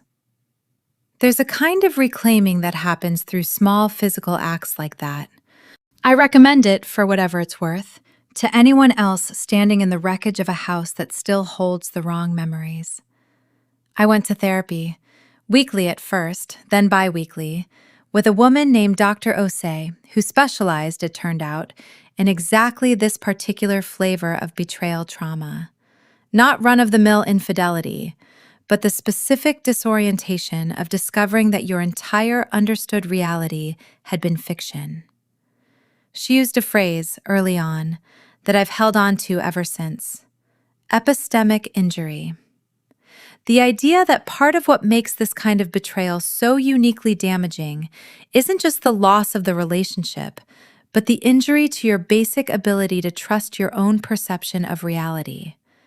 Because if you were wrong about something this fundamental for this long, some deep animal part of your brain starts to wonder what else you might be wrong about. What else might be sitting right in front of you that you're simply not seeing? It took a long time, closer to 2 years than 1, if I'm honest, before that particular wound stopped throbbing every time I met someone new and felt a flicker of interest. Work, oddly, became one of the more stabilizing parts of my life during that period. I threw myself into it in the specific way people do when they need somewhere reliable to put their focus, and it paid off in ways I hadn't expected. I got promoted the following spring to a senior underwriting role I'd been quietly angling for even before any of this happened, overseeing a team of 6 on a portfolio nearly triple the size of what I'd handled before. There is something almost funny, in retrospect, about the fact that the skill set that let me methodically catch my own husband, reading numbers that don't add up, refusing to accept the first plausible version of a story, turned out to be exactly the skill set my career had spent 12 years quietly training me to use on the biggest problem of my personal life. I don't know if I'd call that irony or just consistency. Maybe both. Baxter, for what it's worth, seemed to sense the change in the house's energy almost immediately once it was just the 2 of us. He started sleeping at the foot of my bed instead of between where 2 people used to be. Dogs are simpler than people about almost everything. I found that, in those early months, to be one of the more comforting facts of my life. The thing that surprised almost everyone in my life, my mother most of all, who took a long time to warm up to this particular development, was that Claire and I stayed in touch after that first coffee shop meeting. Not immediately, not easily, and not without real friction along the way. But over the following year, in fits and starts, something that I can only describe as an actual friendship grew between 2 women who had every reason in the world to hate each other, or at minimum, to never speak again. I think it started because we were, in a strange way, the only 2 people who fully understood the specific shape of what Daniel had done to us both. Jess was endlessly supportive, and Priscilla was a phenomenal lawyer, and Dr. Osei helped me understand the psychology of it all. But none of them had actually stood inside one of Daniel's 2 lives, watching him perform devotion with total conviction, while an entire second existence ran in parallel just out of view. Only Claire had done that, too. There is a very particular kind of loneliness in that experience, and finding someone else who has lived it, Even someone whose presence in your life is tangled up with your own worst pain turns out to ease that loneliness in a way nothing else quite does. We were careful with each other at first. Coffee every few weeks, conversations that mostly stayed on safe ground. Her work at the hospital, my work underwriting. Careful, circling small talk that slowly deepened. It was months before either of us brought up Ivy directly in any substantial way. And I remember the day Claire first showed me a photo on her phone, testing the water, watching my face to see how I'd react to seeing this small girl who was, undeniably, part of the wreckage of my own marriage, and also, undeniably, a completely innocent 2-year-old who hadn't asked to be born into any of this mess. I won't pretend that was simple. There were nights, especially early on, when I'd get home from one of those coffee dates and feel a complicated, ugly little flare of grief looking at pictures of Ivy. Not resentment toward the child herself, never that, but grief for the child I might have had with Daniel myself, in the years we'd talked vaguely about someday, years that turned out to have been built on nothing. Dr. Osei helped me work through that particular tangle of feelings, more than once, in more than one session. But somewhere in the second year, Claire asked if I wanted to actually meet Ivy, in person, not just in photos. And I said yes. And we met at a park near her townhouse on a warm Saturday in early summer. And I watched this small, serious, dark-haired little girl toddle around a sandbox, completely unaware of the enormous, complicated adult mess her existence sat at the center of. And something in me finally, fully let go of whatever resentment had still been quietly simmering underneath everything else. She was just a kid. She deserved better than being anybody's grievance. I decided, watching her that day, that I wasn't going to let her be one, not in my own heart, whatever else was true about her father. Claire and I are, to this day, genuinely close friends. Not in spite of Daniel, exactly, but in a strange way, built out of the wreckage he left behind, refusing, both of us, to let him be the only lasting thing that connected us. I've watched Ivy grow up, a little, from the sidelines. Not a parent, not quite family in any legally recognized sense, but something real nonetheless. Something we never had a word for until we simply started calling it what it was. Claire, for her part, has been one of the steadiest people in my life through everything that came after, including, eventually, the parts of my life that had nothing to do with Daniel at all. People ask me, when I tell this story, how I ever managed to trust anyone again. How you go from discovering a betrayal that fundamental to ever letting your guard down enough to build a new relationship. The honest answer is that it took a long time, and it took a completely different approach to dating than anything I'd done before. And it took accepting a version of trust that I think is actually healthier than the version I'd had before all of this happened, even though it came at an enormous cost to learn it. I didn't date at all for almost 18 months after the sentencing hearing. I want to be clear that this wasn't some deliberate healing timeline I set for myself with milestones and journal prompts, although Dr. Osei probably would have approved if I had. It was simply that I had no interest, none, in putting myself in a position of vulnerability with anyone until I felt like a whole person standing on my own again, rather than a person defined primarily by what had been done to her. That took time.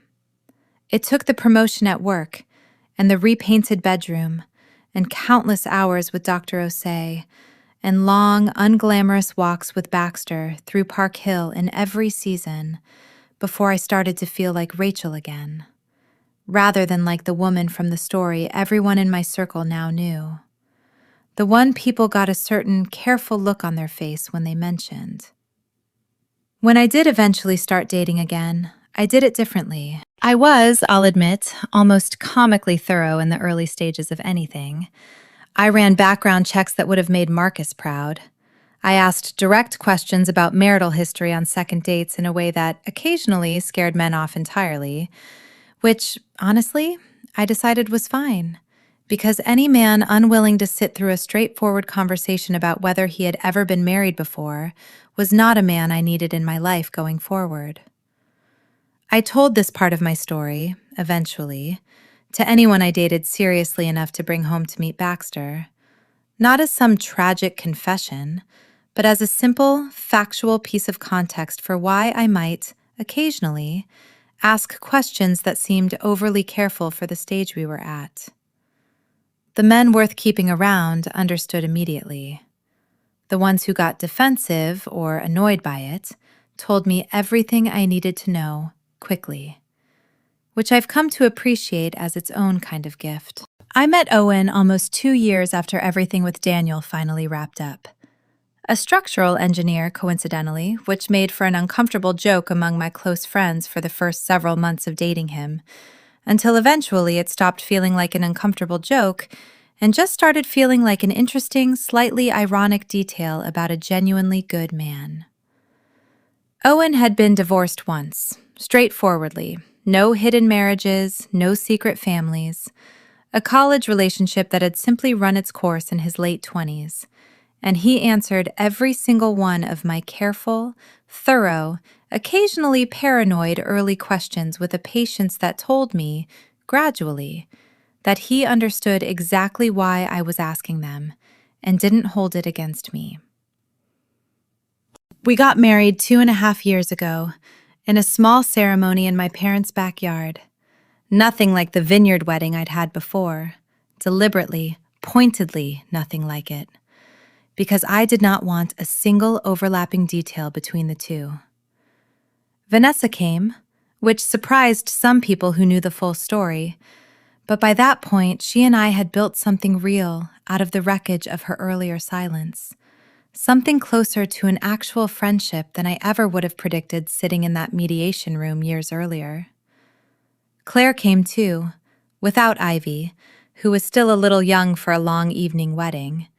But Claire herself sat at a table with Jess and my mother, and by all accounts had a wonderful time, which is one of the stranger sentences I have ever had occasion to write about my own wedding day. For a while after the sentencing, I assumed Daniel had mostly disappeared from my life for good. The way people do after this kind of ending. The occasional, unavoidable brush with shared logistics, a forwarded piece of mail, and otherwise silence. That held true for almost 3 years. Then, this past spring, I got a phone call from Detective Reyes, who I hadn't spoken to since the case closed, and who told me, in the same measured, unhurried voice I remembered from years earlier, that she thought I'd want to hear something directly from her before I potentially saw it somewhere else. Daniel, it turned out, had done it again.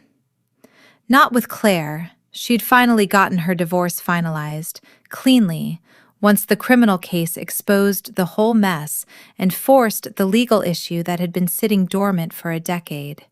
Daniel had moved to Arizona about a year after his probation ended, which, given what Claire had told me about his comment regarding moving somewhere warmer to start fresh, I found grimly unsurprising when I heard it. There, under circumstances Reyes's contact in the Maricopa County Sheriff's Office was still piecing together, he had apparently begun a relationship with a woman named Renata, moved in with her within a matter of months and, according to the report that eventually surfaced, proposed marriage to her inside a year, all while, as far as investigators could tell, still legally single, having actually finished the divorce process with Claire this time. That part, at least, wasn't a repeat of the original crime.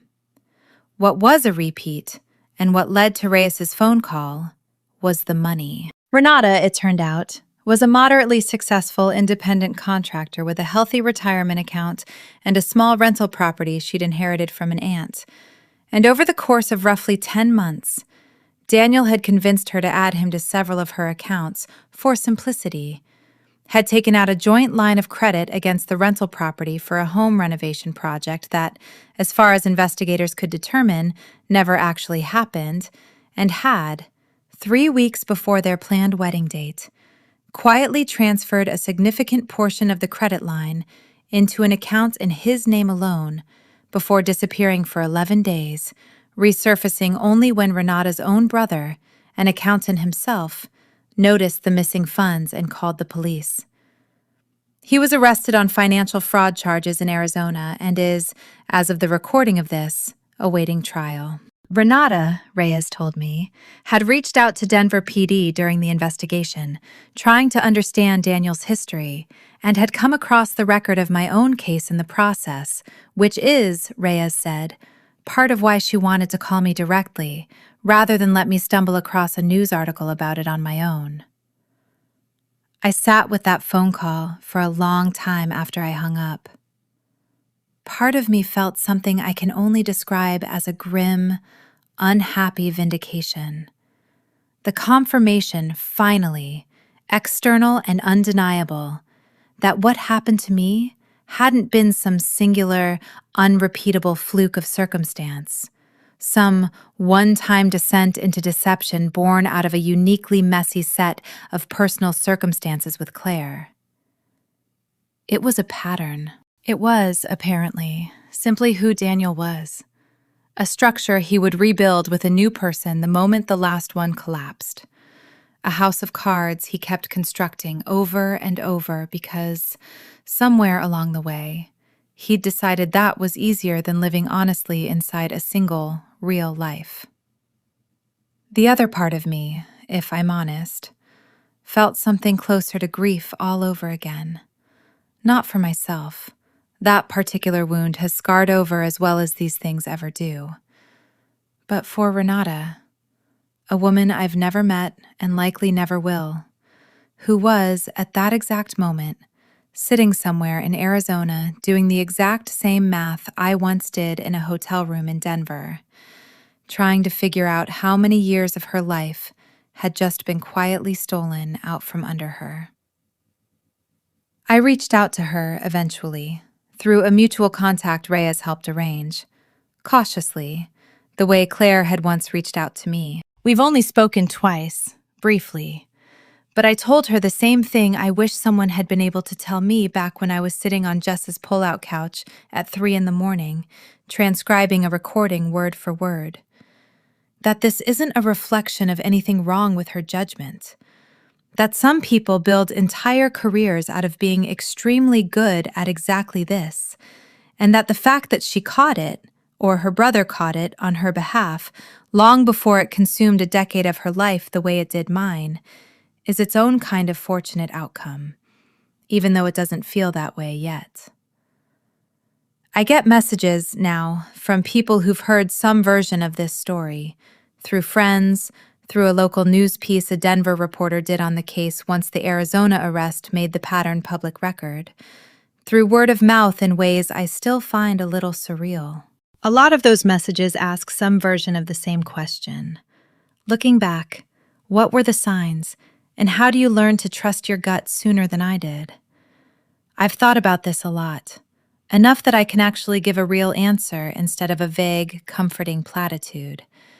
There were 4 things specifically that I now recognize as signals I explained away instead of investigating, and I want to lay them out clearly because I think they're more universal than my particular, unusually dramatic circumstances might suggest.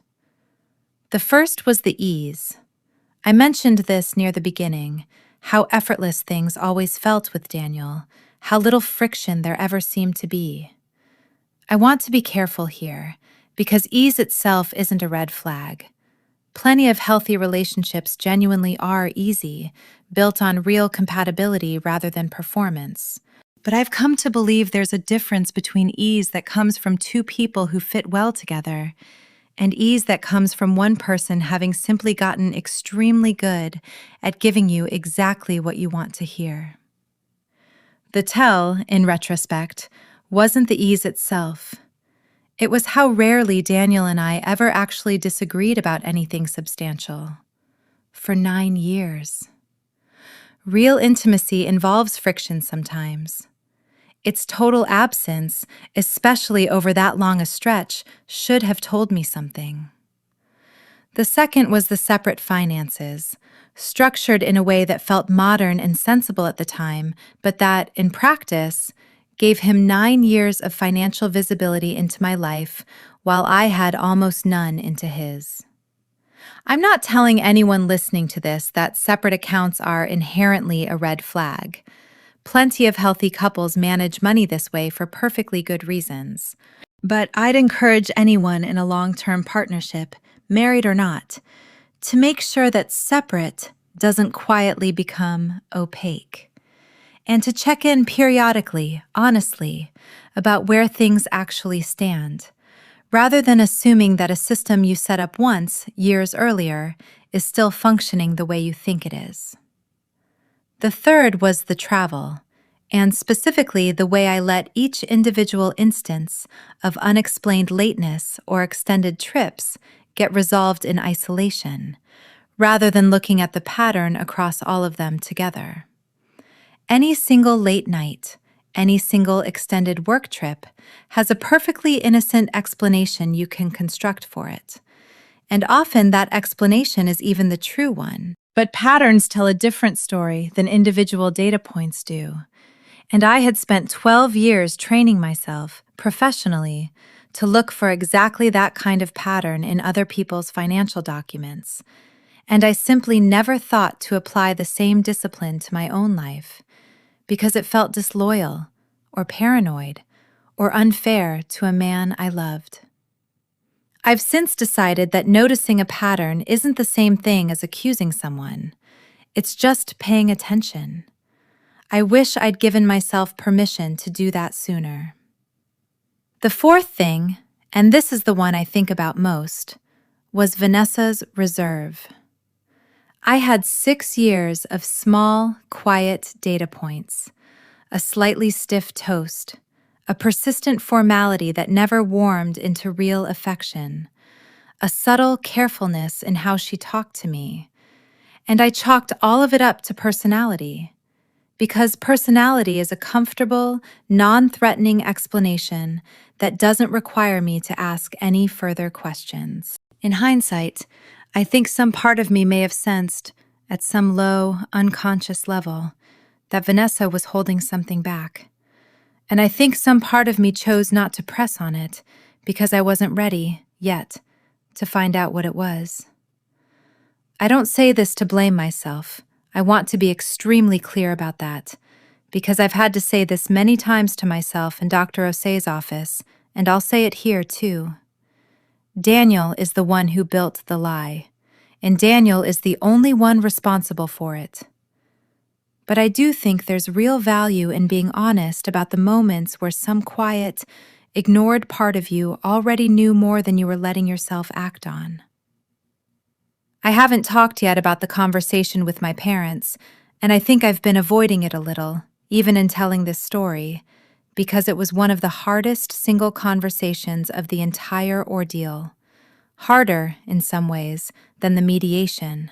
Harder than the courtroom. I told them about 6 weeks in, once Priscilla's petition was drafted, and I had a clear enough plan that I wasn't walking into their kitchen as a woman in free fall, but as a woman who at least had a floor under her feet, even if the floor was made of lawyers and forensic accountants instead of anything softer.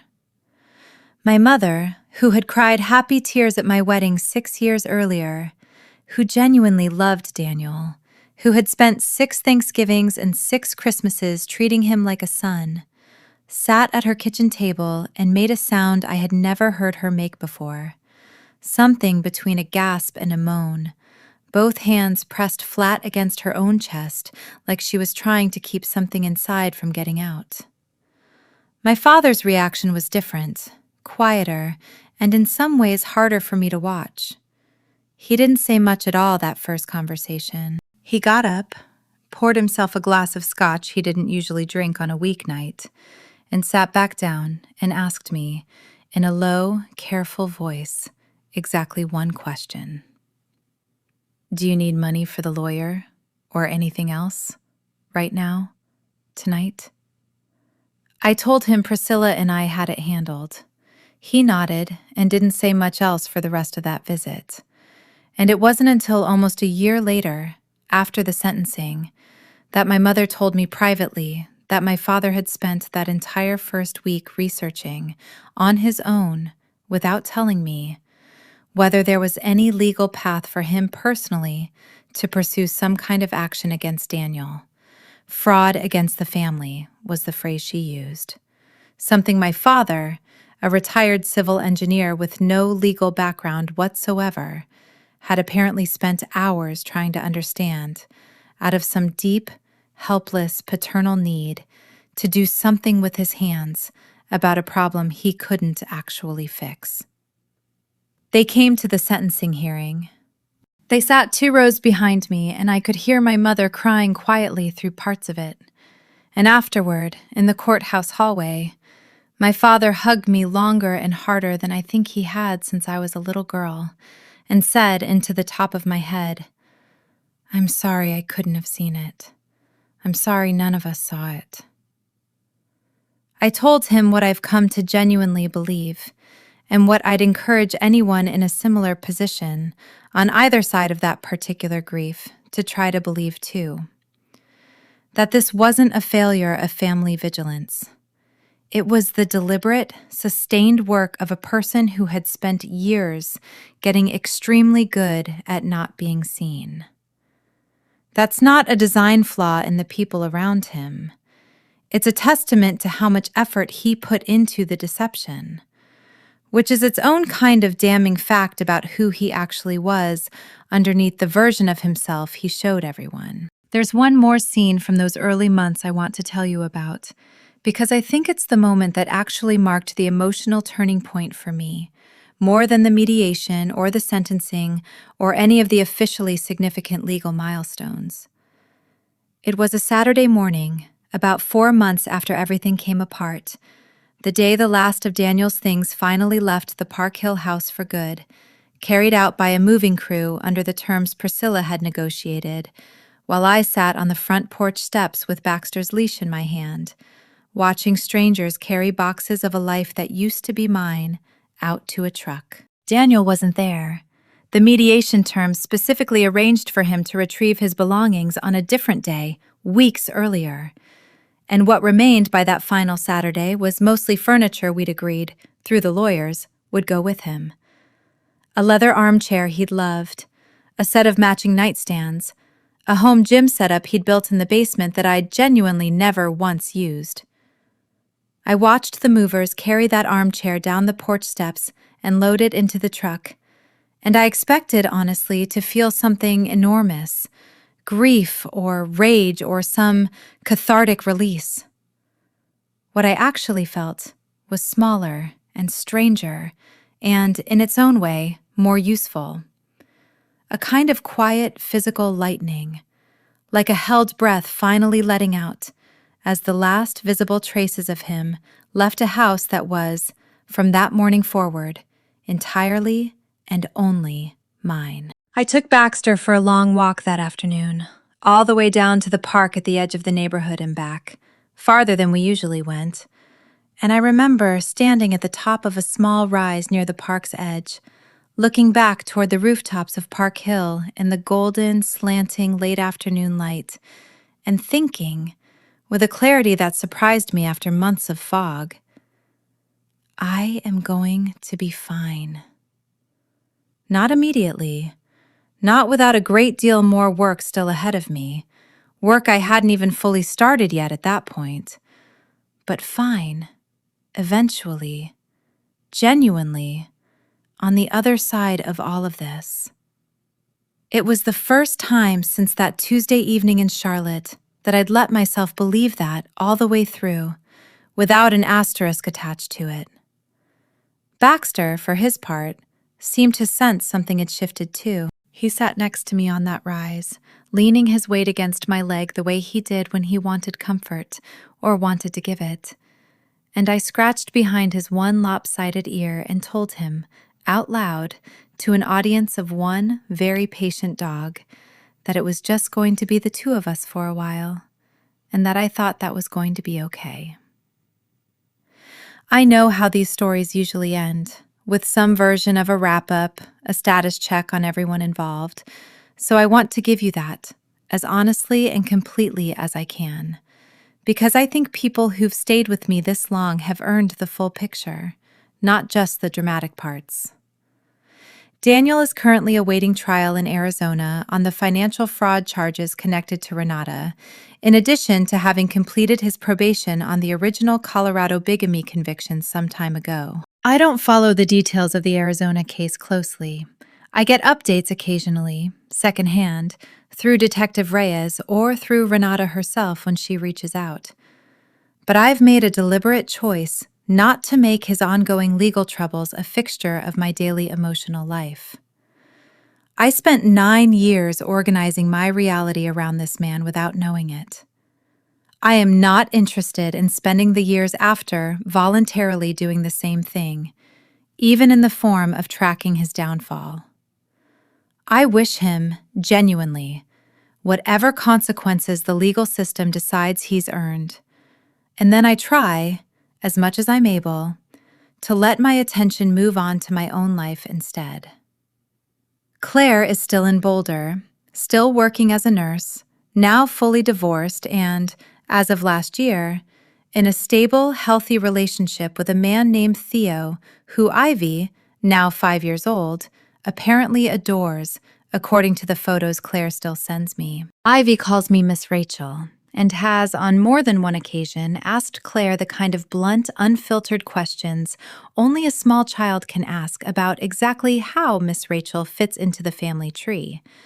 Questions Claire has handled, from what I can tell, with a grace and honesty I deeply admire. We still get coffee every few weeks.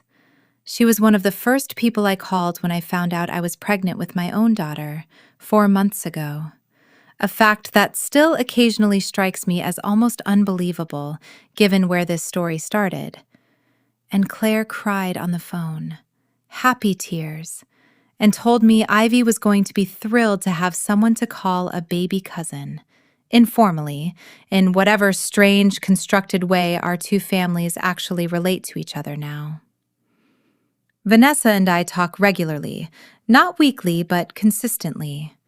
A real relationship rebuilt slowly out of the wreckage of her original silence. She moved about 2 years ago from Colorado Springs to Denver proper, partly for a hospital administration job, and partly, she's told me more than once, because she wanted to be closer to the people who'd actually stuck by her once the truth came out, which turned out to be a shorter list than she'd expected, given how many of Daniel's old friends and extended family cut her off entirely for her role in the original cover-up.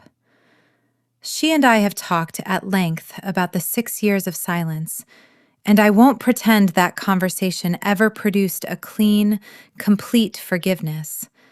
Some things you carry a residue of no matter how much healing happens around them. But I believe she has spent the years since genuinely trying to make amends, in the ways that are actually available to her, rather than simply apologizing once and moving on. And I've come to value her honestly, on her own terms, as someone separate from her brother's choices. Jess is still my closest friend, now working as a full paralegal after finishing the coursework she'd been chipping away at for years. Something she's told me this whole ordeal actually motivated her to finally finish. Having watched Priscilla's work up close through the worst period of my life, and realized how much she wanted to be doing that work herself, rather than supporting it from a step removed. She was my maid of honor at my wedding to Owen. She is, as of 4 months ago, going to be an honorary aunt to my daughter, a title she has already, enthusiastically, started buying entirely too many tiny, impractical outfits in preparation for. Marcus Feld still runs his agency out of that same strip mall office in Aurora, and I send him a Christmas card every year, which he has told me, in his characteristically understated way, he appreciates more than he'd probably admit to most clients. Priscilla Ahn has gone on to handle, by her own account, 3 more cases with a similar shape to mine in the years since, which I find simultaneously validating, proof that what happened to me wasn't quite the singular anomaly it felt like at the time, and quietly devastating, because it means at least 3 more women somewhere have had to sit across a conference table and learn that the fundamental architecture of their own lives was never what they thought it was. Owen and I are, as I mentioned, expecting our first child together, a daughter, due in the early winter. I think about, sometimes, the vague, warm, future tense conversations Daniel and I used to have about someday having kids. Conversations that I now understand were happening inside a marriage that never legally existed, built on top of a family Daniel was already quietly building elsewhere. I used to find that comparison painful to sit with. I've come, over time, to find it clarifying instead. The someday conversations with Daniel were vapor, comfortable, vague, never actually anchored to anything real. In the same way, it turns out, that nothing else about that marriage was actually anchored to anything real. The conversations Owen and I have had about this pregnancy have been specific, concrete, occasionally difficult, always honest. I have learned, the hard way, to value that specificity over almost anything else a relationship can offer. Baxter is 12 now, gray around the muzzle, slower on our walks than he used to be, but still there at the foot of the bed every single night, still leaning his weight against my leg on the mornings when he can tell, somehow, before I've even fully admitted it to myself, that I need it.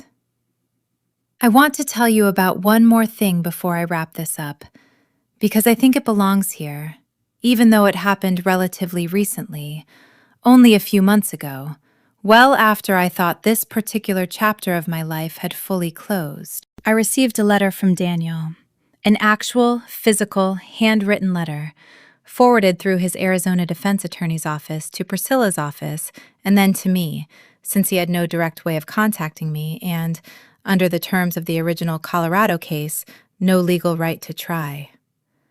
I almost didn't read it.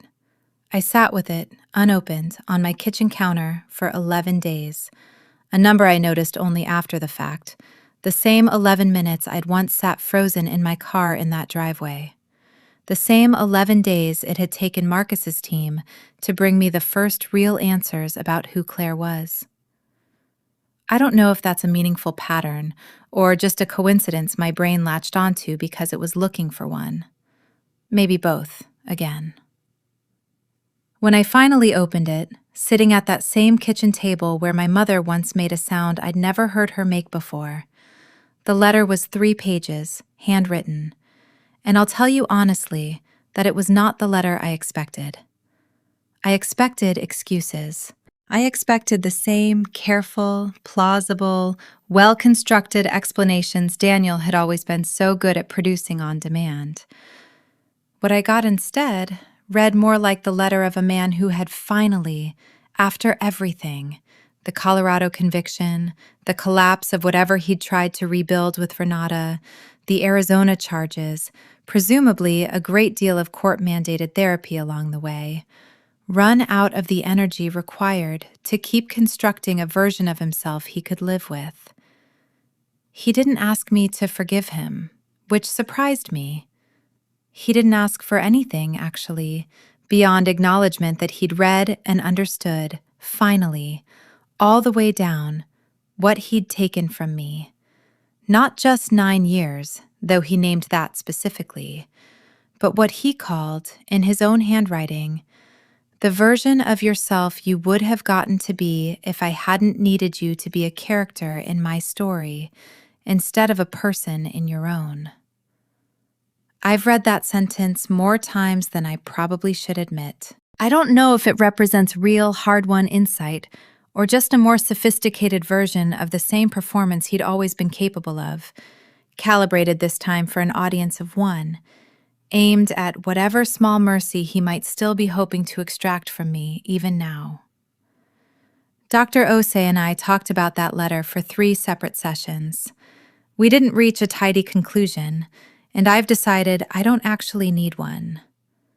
I wrote back exactly once, a single paragraph, which I'll paraphrase here rather than reproduce in full, because those words belong to that conversation and not to this recording. I told him that I believed people were capable of real change, in the abstract, as a general principle about human beings. I told him that whether he was actually undergoing that change or simply performing its language for whatever benefit it might bring him in an upcoming trial was something I had no way to verify and, more importantly, no further obligation to spend any of my remaining life trying to figure out. I told him I hoped, sincerely, that Renata got whatever version of justice and closure she needed, the way I eventually did. And I told him, in the last line, that I would not be writing again, and that this was not cruelty, just a boundary, the same kind of boundary I wished someone had helped me build years earlier, before I ever needed one. I haven't heard from him since, and I don't expect to. I think that's the right ending for that particular thread. Not dramatic, not a final confrontation with fireworks, just a door closed quietly by someone who finally had the standing to close it on her own terms. I've had a long time to think about what this whole experience actually taught me, beyond the obvious surface-level lesson of verify things before you trust them completely, which, while true, feels too small to hold everything I actually learned. So I want to spend a little time here, before I close this out, talking about the deeper things, the parts that took years, not months, to fully understand. The first thing I learned is that betrayal on this scale doesn't just damage your trust in the person who did it. It damages your trust in your own judgment in a way that spreads out, quietly, into corners of your life that have nothing to do with romance at all. For almost a year after everything with Daniel came apart, I found myself second-guessing decisions at work I would previously have made without a second thought. Not because the decisions themselves had gotten harder, but because some new, anxious part of my brain had started asking, in the background of every judgment call, but what if you're wrong about this too? The way you were wrong about him. It took real, deliberate work with Dr. Ose to separate those two things back out from each other. To understand that being deceived by someone who had spent years, specifically, deliberately constructing a deception, is not the same category of error as making a bad judgment call on an ordinary decision where nobody was working against you. Deception that thorough isn't a failure of your discernment. It's a testament to the deceiver's effort. I had to learn to actually believe that distinction, not just recite it. The second thing I learned is that the people who love you will sometimes fail you in ways that are separate from, but adjacent to, the primary betrayal. And that those secondary failures deserve their own honest reckoning, rather than getting swallowed up entirely by the bigger story. Vanessa's silence was real, and it hurt me, independently of everything Daniel did. And I had to actually process that hurt as its own thing, with its own timeline for healing, rather than assuming that once I dealt with the Daniel of it all, everything adjacent to it would automatically resolve itself too. Grief, I've learned, doesn't organize itself neatly by whose fault something was. It just shows up, in whatever order it wants to, and you have to deal with each piece as it comes. The third thing, and maybe the hardest one to actually live out rather than just intellectually understand, is that healing doesn't happen on a straight line. And it doesn't happen once and then stay finished. I thought, after the sentencing hearing, that I'd reached some kind of finish line, official, court-documented closure. The bad guy held accountable, my own life legally and financially untangled from his. And in a lot of ways, I had. But then Claire's friendship required its own separate healing, and meeting Ivy required more. And the phone call about Renata, years later, reopened something I genuinely believed had scarred over completely, and required me to process a fresh wave of grief I hadn't expected to still have access to.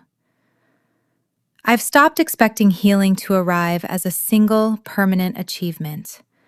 I think of it now more like maintenance, an ongoing practice, not a destination you reach once and then get to stop thinking about.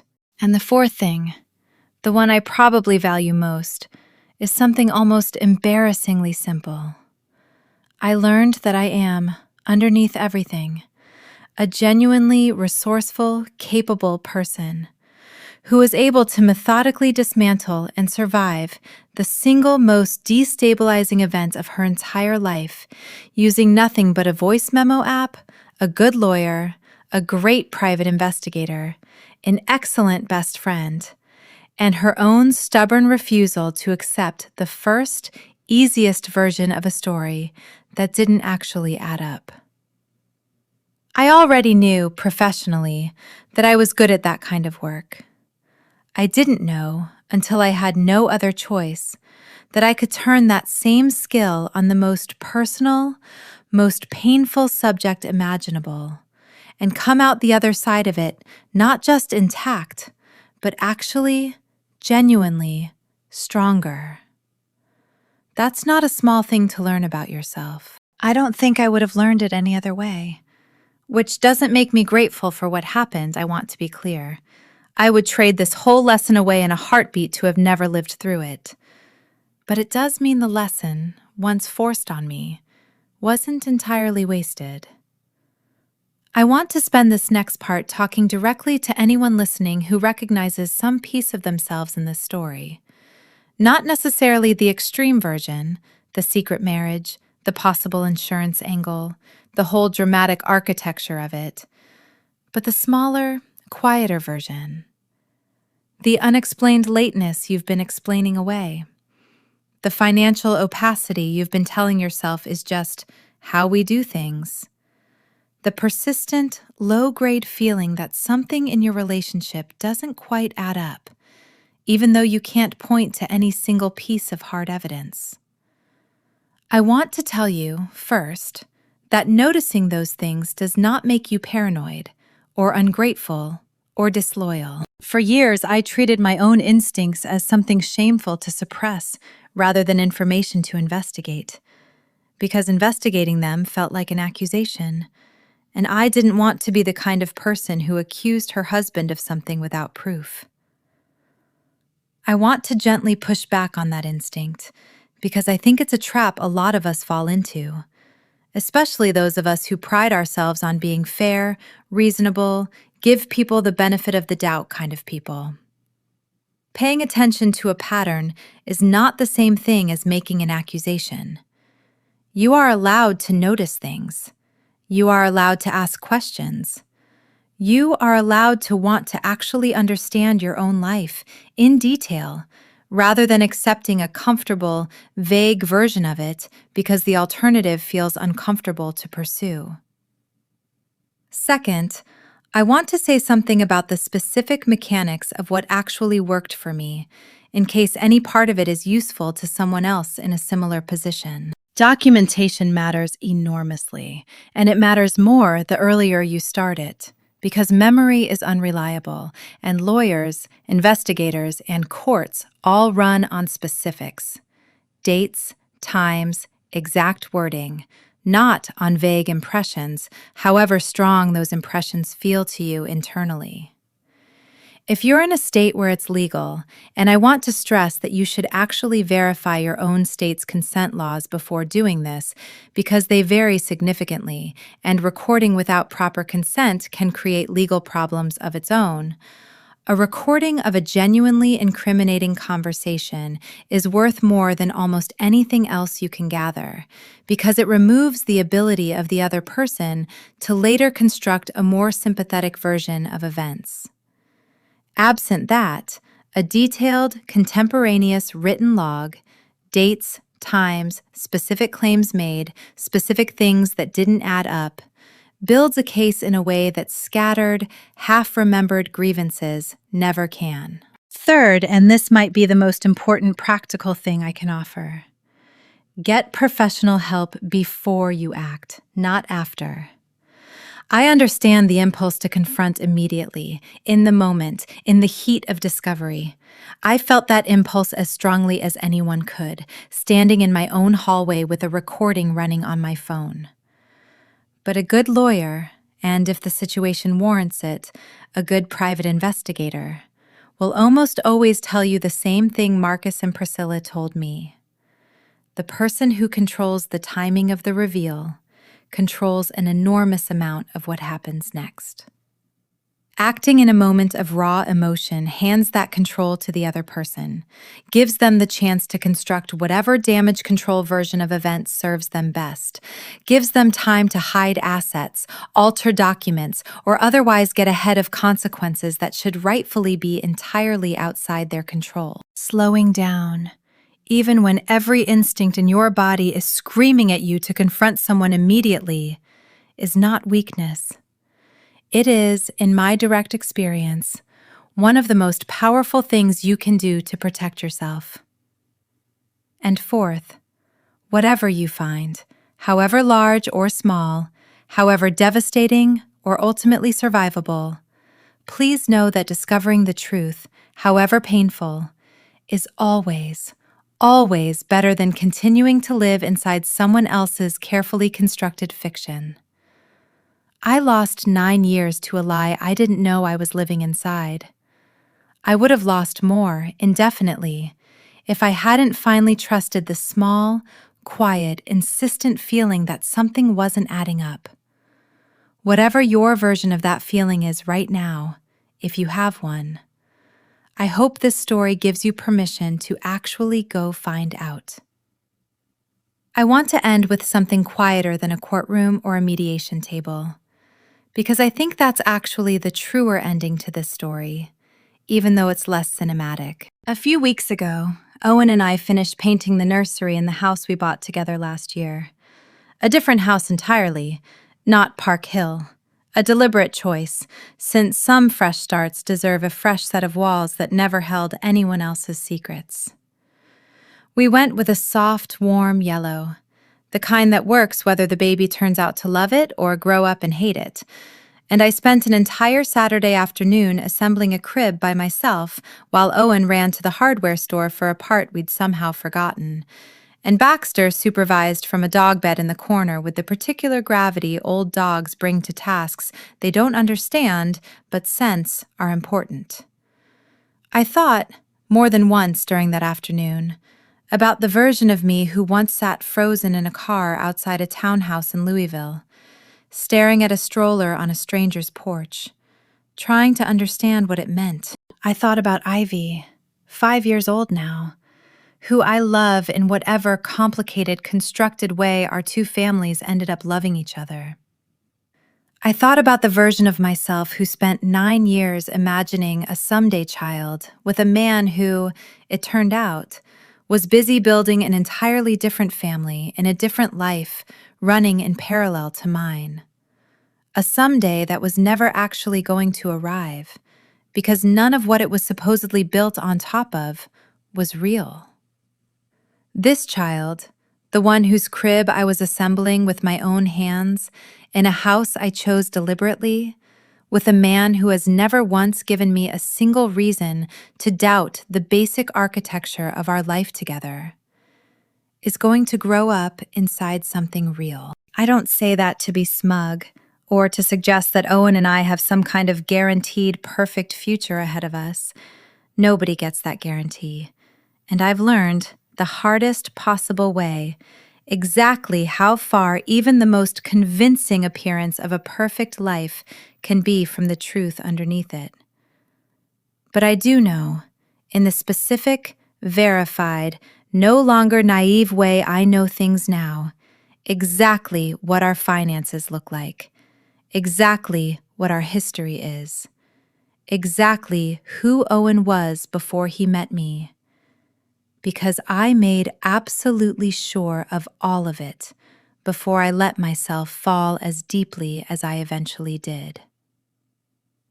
That verification isn't cynicism. I want to be clear about that, because for a long time I worried it might be. Worried that all my careful checking was itself a kind of damage Daniel had done to me, a permanent erosion of my capacity for uncomplicated trust. I've come to believe the opposite. I think it's actually a form of respect for myself, for the relationship, for the seriousness of what it means to build a life with someone. I wish I'd extended myself that same respect 9 years ago, before any of this happened. I didn't know, then, that it was even a thing I was allowed to ask for. Baxter is going to meet this baby in a few months, gray-muzzled and slow but still fiercely loyal, still sleeping at the foot of the bed every single night the way he has since the day I brought him home from the house on Park Hill and told him it was just going to be the two of us for a while. It wasn't, in the end, just the two of us forever. But he was there for the part where it needed to be, and I don't think I would have made it through that part nearly as well without him. There's one exchange I never told you about, from a conversation Vanessa and I had maybe 1.5 years after everything finally settled, that I think belongs near the end of this story, rather than buried somewhere in the middle. Because it's the piece that finally helped me make sense of the whole thing, emotionally, in a way the legal proceedings never quite managed to. We were having dinner, just the two of us, at a small Italian place near her new apartment in Denver, and somewhere over the second glass of wine, she asked me a question she'd clearly been sitting with for a long time, turning over carefully before she finally let herself say it out loud. Did I think Daniel had ever actually loved me? At all? Or had the entire 9 years been, from his side, nothing but a calculated performance from the very beginning? I told her the truth, which is that I've gone back and forth on that question more times than I can count, and I've landed, eventually, somewhere in the middle, in a place that I think is actually more unsettling than either extreme would be. I don't believe Daniel is a cartoon villain who felt nothing at all and simply executed a plan. I think, based on everything Vanessa told me, everything Claire told me, everything I observed myself over 9 years of actually living with the man, that Daniel was capable of real feeling, in the moment, toward whoever he happened to be with. That some part of him genuinely loved me, the way some part of him genuinely loved Claire, the way some part of him, I have to assume, genuinely felt something for Renata too, at least at the start. What Daniel was missing wasn't the capacity for feeling. It was the capacity, or maybe just the willingness, to let that feeling cost him anything. Real love, the kind that sustains an actual life with another person, requires choosing that person even when it's expensive, even when it means giving something else up. Daniel, as far as I can tell, never once made that trade. He wanted every feeling available to him, simultaneously, without ever paying for any of them. And he built an entire architecture of lies specifically so he'd never have to. I told Vanessa that I've come to think that's actually the saddest part of the whole story. Sadder, in its own way, than anything that happened to me directly. I got to build a real life once I got free of his. Messy, complicated, hard-won, but real. Anchored to actual facts, actual honesty, actual choices made with full information. Daniel, as far as I can tell from the pattern that's continued playing out since, has never once let himself have that. He is right now sitting somewhere waiting for a trial, having burned through at least 3 entire lives built on the same fundamental refusal to ever just choose one thing and commit to the cost of it. I got to leave that pattern behind. He's still inside it. I don't know which of us, in the end, actually lost more. Vanessa didn't say much after that. She just reached across the table and squeezed my hand, and we ordered dessert and talked about something easier for the rest of the evening, the way people do when they've said the heaviest thing they came to say, and both need a little room to breathe afterward. There's one more question I get almost every single time I tell this story to someone new, and I've saved it for near the end on purpose, because I think the answer requires everything that came before it to actually make sense. People ask, "Do you regret it?" Not the divorce, not the exposure, not any of the practical fallout.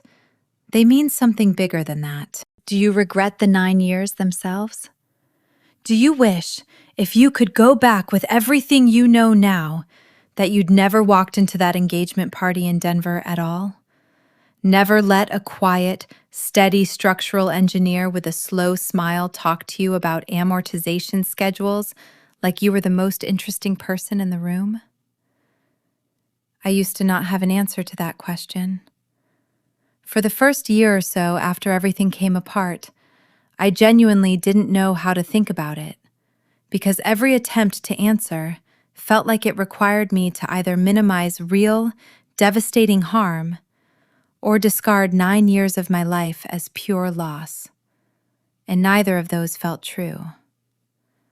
Dr. Osei helped me find a way to hold both things at once, which I think is actually the only honest answer available to anyone who's lived through something like this.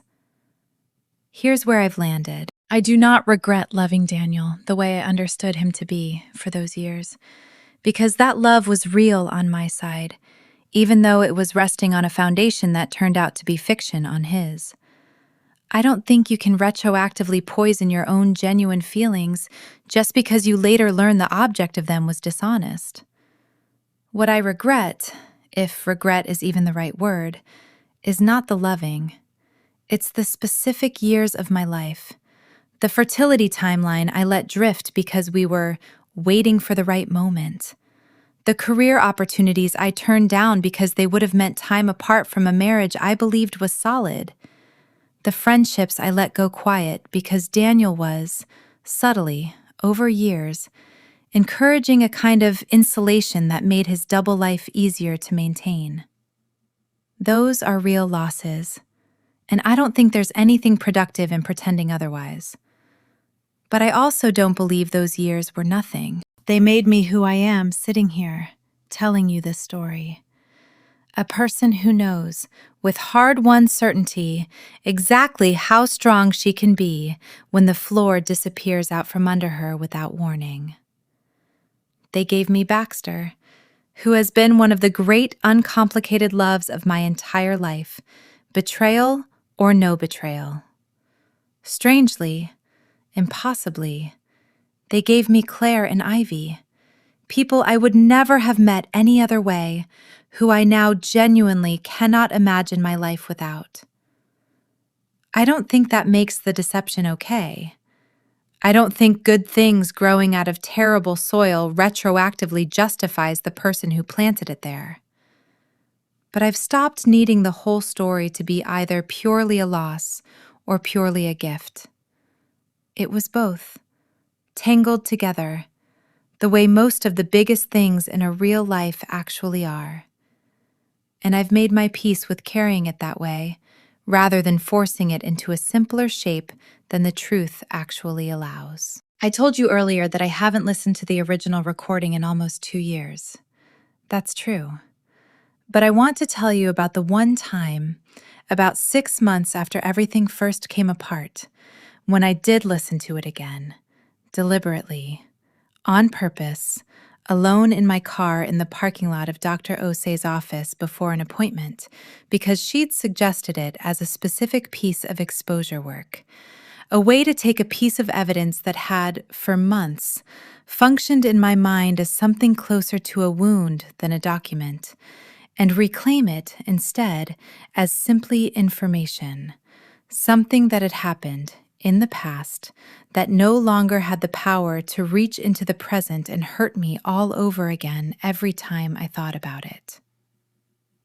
It was strange, listening to it that final time, in a way I hadn't expected. The shower running, my own footsteps careful on the stairs, Daniel's voice, low and unfamiliar in its ease. The woman's voice, Claire's voice, though I hadn't known that yet, in the moment the recording captured. My own name spoken by a stranger, hanging in the air with a question mark on it.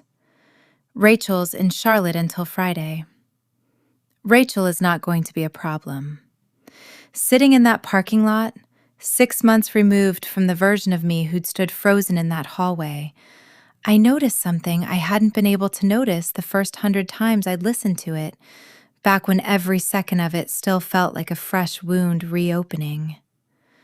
I noticed that the woman on the recording, Claire, in retrospect, a person I now consider a genuine friend, sounded tired and a little sad underneath the performed intimacy of the moment, in a way I hadn't had the emotional distance to hear the first time around. I noticed that Daniel's voice, for all its unfamiliar ease, also had something brittle running underneath it. Something that, knowing everything I know now about the years of exhausting compartmentalization required to maintain 2 entire separate lives, sounds less like confidence and more like a man exhausted by his own architecture, propping it up one more time because he didn't know how to do anything else. I turned the recording off before it finished that day, not because it still hurt too much to listen to, but because I realized, sitting there, that I'd gotten everything useful out of it that I was ever going to get. It had done its job.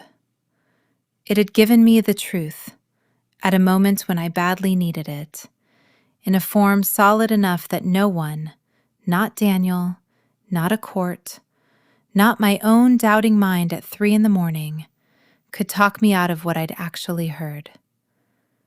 I didn't need it to keep doing that job forever. I deleted it from my phone that same afternoon, keeping only the backed up copies Priscilla's office still holds on file, filed away and finished, the way a document is filed away once the case it belonged to is finally, completely closed. I've noticed, in the years since all of this happened, that people want this kind of story to end with a single clean image, the villain punished, the heroine triumphant, the credits rolling over some tidy final scene. I understand the appeal of that. I wanted it too for a long time, sitting in Priscilla's conference room or Marcus's strip mall office, waiting for the moment when everything would finally resolve itself into something I could close the book on completely and never think about again. That moment never came, not in the clean way I once imagined it would. And I think that's actually the most honest thing I can tell you before I finish. Daniel's story didn't end with his sentencing. It kept going, in Arizona, with Renata, in ways that reopened wounds I thought had closed for good. Vanessa's story didn't end with one apology. It took years of consistent, demonstrated honesty before I let myself trust it again. Claire's story and mine didn't end with a single coffee shop conversation. It grew, slowly, into something neither of us could have predicted the day we sat down across from each other. Both of us braced for a fight that never actually came. Even my own story with Owen didn't end at the altar. It's still going, every single day, built one specific, verified, honestly chosen decision at a time, which is, I've come to believe, the only way any real relationship actually works, whether or not it's ever been tested by something as extreme as what happened to me. What I can offer you, instead of a clean ending, is this. 3 years out from the worst night of my life, I am, by almost every measure that matters to me, happy. Not happy in spite of forgetting what happened, and not happy because everything worked out in some neat, symmetrical way that balanced the scales. Happy because I did the slow, unglamorous work of rebuilding an actual life on top of the wreckage, one honest choice at a time, with people who have consistently, over years, shown me they deserve the trust I've cautiously extended to them. That's not a cinematic ending. It's a real one. I've decided, after everything, that I much prefer the real kind. So that's the whole story, start to finish, exactly as I lived it. A Tuesday evening that started with a surprise homecoming and ended with a recording I still have saved, backed up in 3 separate places that I have not listened to in almost 2 years and don't think I need to listen to ever again. A marriage that turned out to have never legally existed at all. A sister-in-law's slow, painful unraveling into honesty. A woman named Claire, who I once had every reason to hate, and who is now one of the steadiest people in my life. A little girl named Ivy, who deserves, and has, a life defined by more than her father's choices. A detective, a private investigator, and a lawyer who together taught me that the truth, however devastating, is always more survivable than the fiction that's protecting you from it. A father who couldn't fix anything, but tried anyway. A mother who made a sound I'd never heard before and probably won't hear again. A dog who never once needed an explanation for why things had changed, who just showed up every single night, exactly where he was supposed to be. And, in the end, a new house with yellow walls and a nursery. A husband who has never once given me a reason to reach for my old, careful, thorough instincts. And a baby coming this winter who is going to grow up knowing exactly who her parents are. Because I made absolutely sure of it before I ever let myself build a life around the answer. If you take one thing away from everything I've told you tonight, I hope it's this. Trust the quiet feeling that something doesn't add up. Investigate before you accuse. Get help before you act. And whatever you find, however far it goes, however much it costs you to learn it, the truth, even at its worst, is still something solid enough to actually build a life on top of. A lie, no matter how comfortable, never is. One last thing before I go. If you're sitting somewhere right now with that same quiet, insistent feeling I had for months before I ever let myself act on it, a receipt that doesn't quite match the story you were told, a trip that got extended for reasons that don't fully line up, a sister-in-law's toast that felt a half-degree too formal, a laugh through a shower door that didn't belong in your house. I am not going to tell you it's nothing. I'm not going to tell you to relax or give it time or trust that people generally don't lie about the big things. I spent a year telling myself exactly that, and it cost me more than I can fully measure. What I will tell you is that you already have everything you need to start finding out the truth. A notes app, a little patience, and the willingness to stop accepting the kindest available story simply because it's easier than the real one. However this ends for you, and I hope with everything in me that it ends more gently than mine did, you deserve to actually know the life you're living. Every single one of you does. Thank you for listening to my story. Take care of yourselves, and take care of each other.